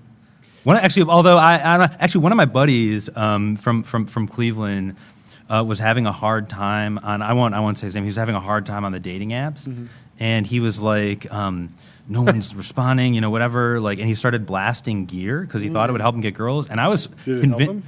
Yes, immediately. Whoa! And I was like, but he didn't even get jacked. It was literally immediate. And I was like, was it a mindset? I think it might have been a mindset. Sure. Yeah. He's like, I've solved the problem. Yeah, it was solved crazy. My problem, so I can bring the confidence. It worked for him like the next day. I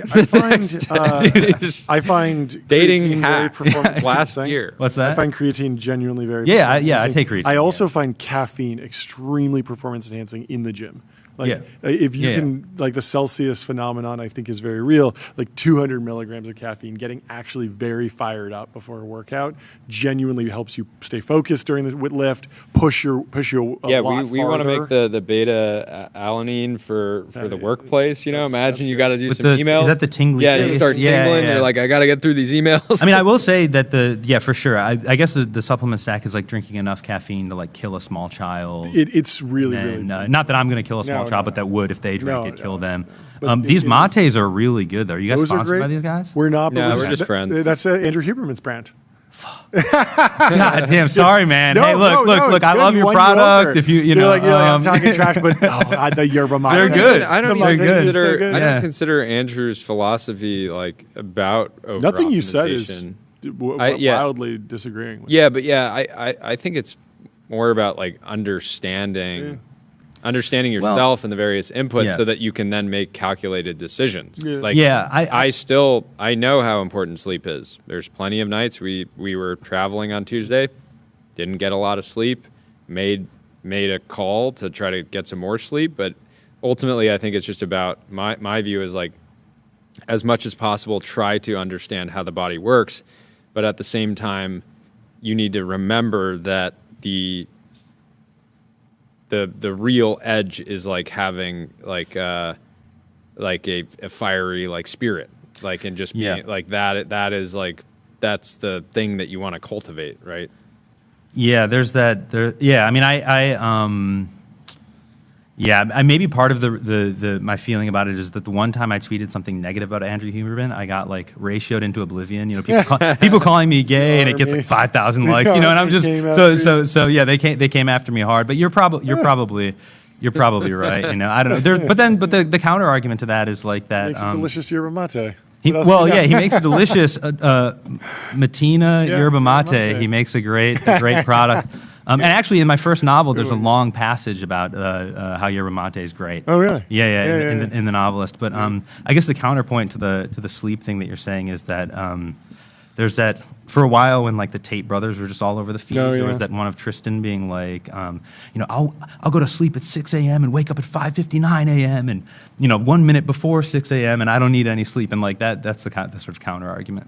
That's what you want to do? I mean, it's just negative 1 minute. It's an admirable vibe. It's the attitude. Yeah, exactly right. Yeah. No, I always get it. I always do beef with Brian Johnson about this because I'm just like, don't you think that if you just have like great will and a life's purpose, you can live forever even if you're super unhealthy? And I always cite like Charlie Munger and Warren Buffett who like eat McDonald's and drink Coca-Cola all day long and like live to 99 and 100 and just like, they don't look jacked. They don't really do any biohacking, but they seem to be one thing extremely sharp. One thing we probably agree on is like I don't think you should let health trackers like decide your mood or decide like how you're going to approach. Oh, totally. Right? But it's like I wake up some days, I sleep on an 8 sleep. I have like a the tracker is a competition. I'm still going to the gym. It's not telling me what to do. Well, it's just a little friendly. It's not tracking me. I'm tracking it. You're tracking it. I'm tracking it. Yeah. But then there are also studies that are like the people that live the longest have like they have like good relationships. Yeah. They have some sort of spiritual life. That stuff is very unquantified right now in the quantified self movement, and it needs to be more included. I think for sure. That's why I don't think you can really like quantify that stuff. People are really uncomfortable with things you can't quantify. Totally. But I think probably good relationship, some sort of spiritual life, general health. Eating the things that like because also different people, different diets work better for different peoples and stuff like that. So, yeah. Anyway. What's your actual routine? Are you in the bro split? What's that? Are you in bro split? Push pull manosphere legs? What split? you doing? Manosphere. The manosphere split, just crushing. Beating the manosphere alligator. yeah, exactly. Lately, I was doing Mad Cow. I think it was called. It was just 3 days a week, and it was literally just go crazy. It was just powerlifting. So it was like squat, bench, deadlift, barbell rows, 3 days a week, 5x5s, 3 days a week. So you do all of those every day? No. All of those 3 days, or you rotate through them? You rotate through them, but you're squatting 3 days a week. Okay, you're benching twice a week. You're doing overhead press too, you're adding 5 pounds a week. Okay. And so it was like, and that was when I was doing the spirit bowl. And 5x5s. Yeah, exactly. I like the 5x5. That's good. That's a good. So I was doing that recently. I do like. I mean, the thing that got. It's funny. The thing that maybe we're just holding back a little bit of our progress is like we want to work out every day, and there's actually like studies that show if you just take more rest days, you can put on you can just like start lifting more and more But the weight. problem with that program is like I also like lifting every day. Yeah. So it was like a problem. Like I was like it was actually not the most enjoyable thing. I do like, as much as I'm like opposed to it in theory. I do like Jeff Nippard's programs. They're good. Oh yeah, the power building programs. I like him good. a lot. Yeah, they're He's very great. good. Yeah. So the power building 1 and power building 3 are, I think, my favorite programs I've done. Yeah, I just like the way he like structures his like lessons and stuff. Well, he's also natural, which is like a big deal. You know what I mean? A lot of people who make these programs aren't natural, so it won't work for guys that aren't. Sure. Yeah, makes sense. Yeah, they're like, do 10,000 reps of this. The Rich Piana 8-hour arm workout. I'm on enough trend to kill a horse. Yeah. That's fantastic. Well, thanks so much fun for stopping chatting. by. What's you have your next book in the works? Yeah, kind of, but I want to talk about it. Yeah. It's going to be a thriller. Can you share the prompt? What's the prompt? No, I can't because the prompt. Don't make mistakes. No, I'm not going to do it. But thanks for having me on. Make sure Muscle Man is the current one. You guys can buy it. What about the biggest fish you've ever caught? Dude, I never. You've never been fishing? No, not once. No, I mean, even my a little family has. No, dude, I was too punk. I was too much like he was a skateboarder. You've never shot a fish in a barrel? Nothing. Nope. Nothing. Okay. Nope. Well, we'll have to change that soon.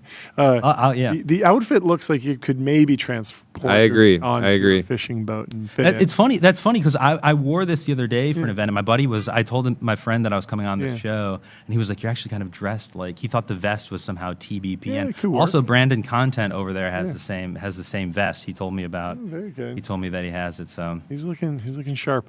Well, thank you so much for coming on the show. Yeah. Leave us 5 stars on Apple Podcasts and Spotify. And if you're listening to this and you haven't lifted today, hit the gym. Go for it. Hit the gym.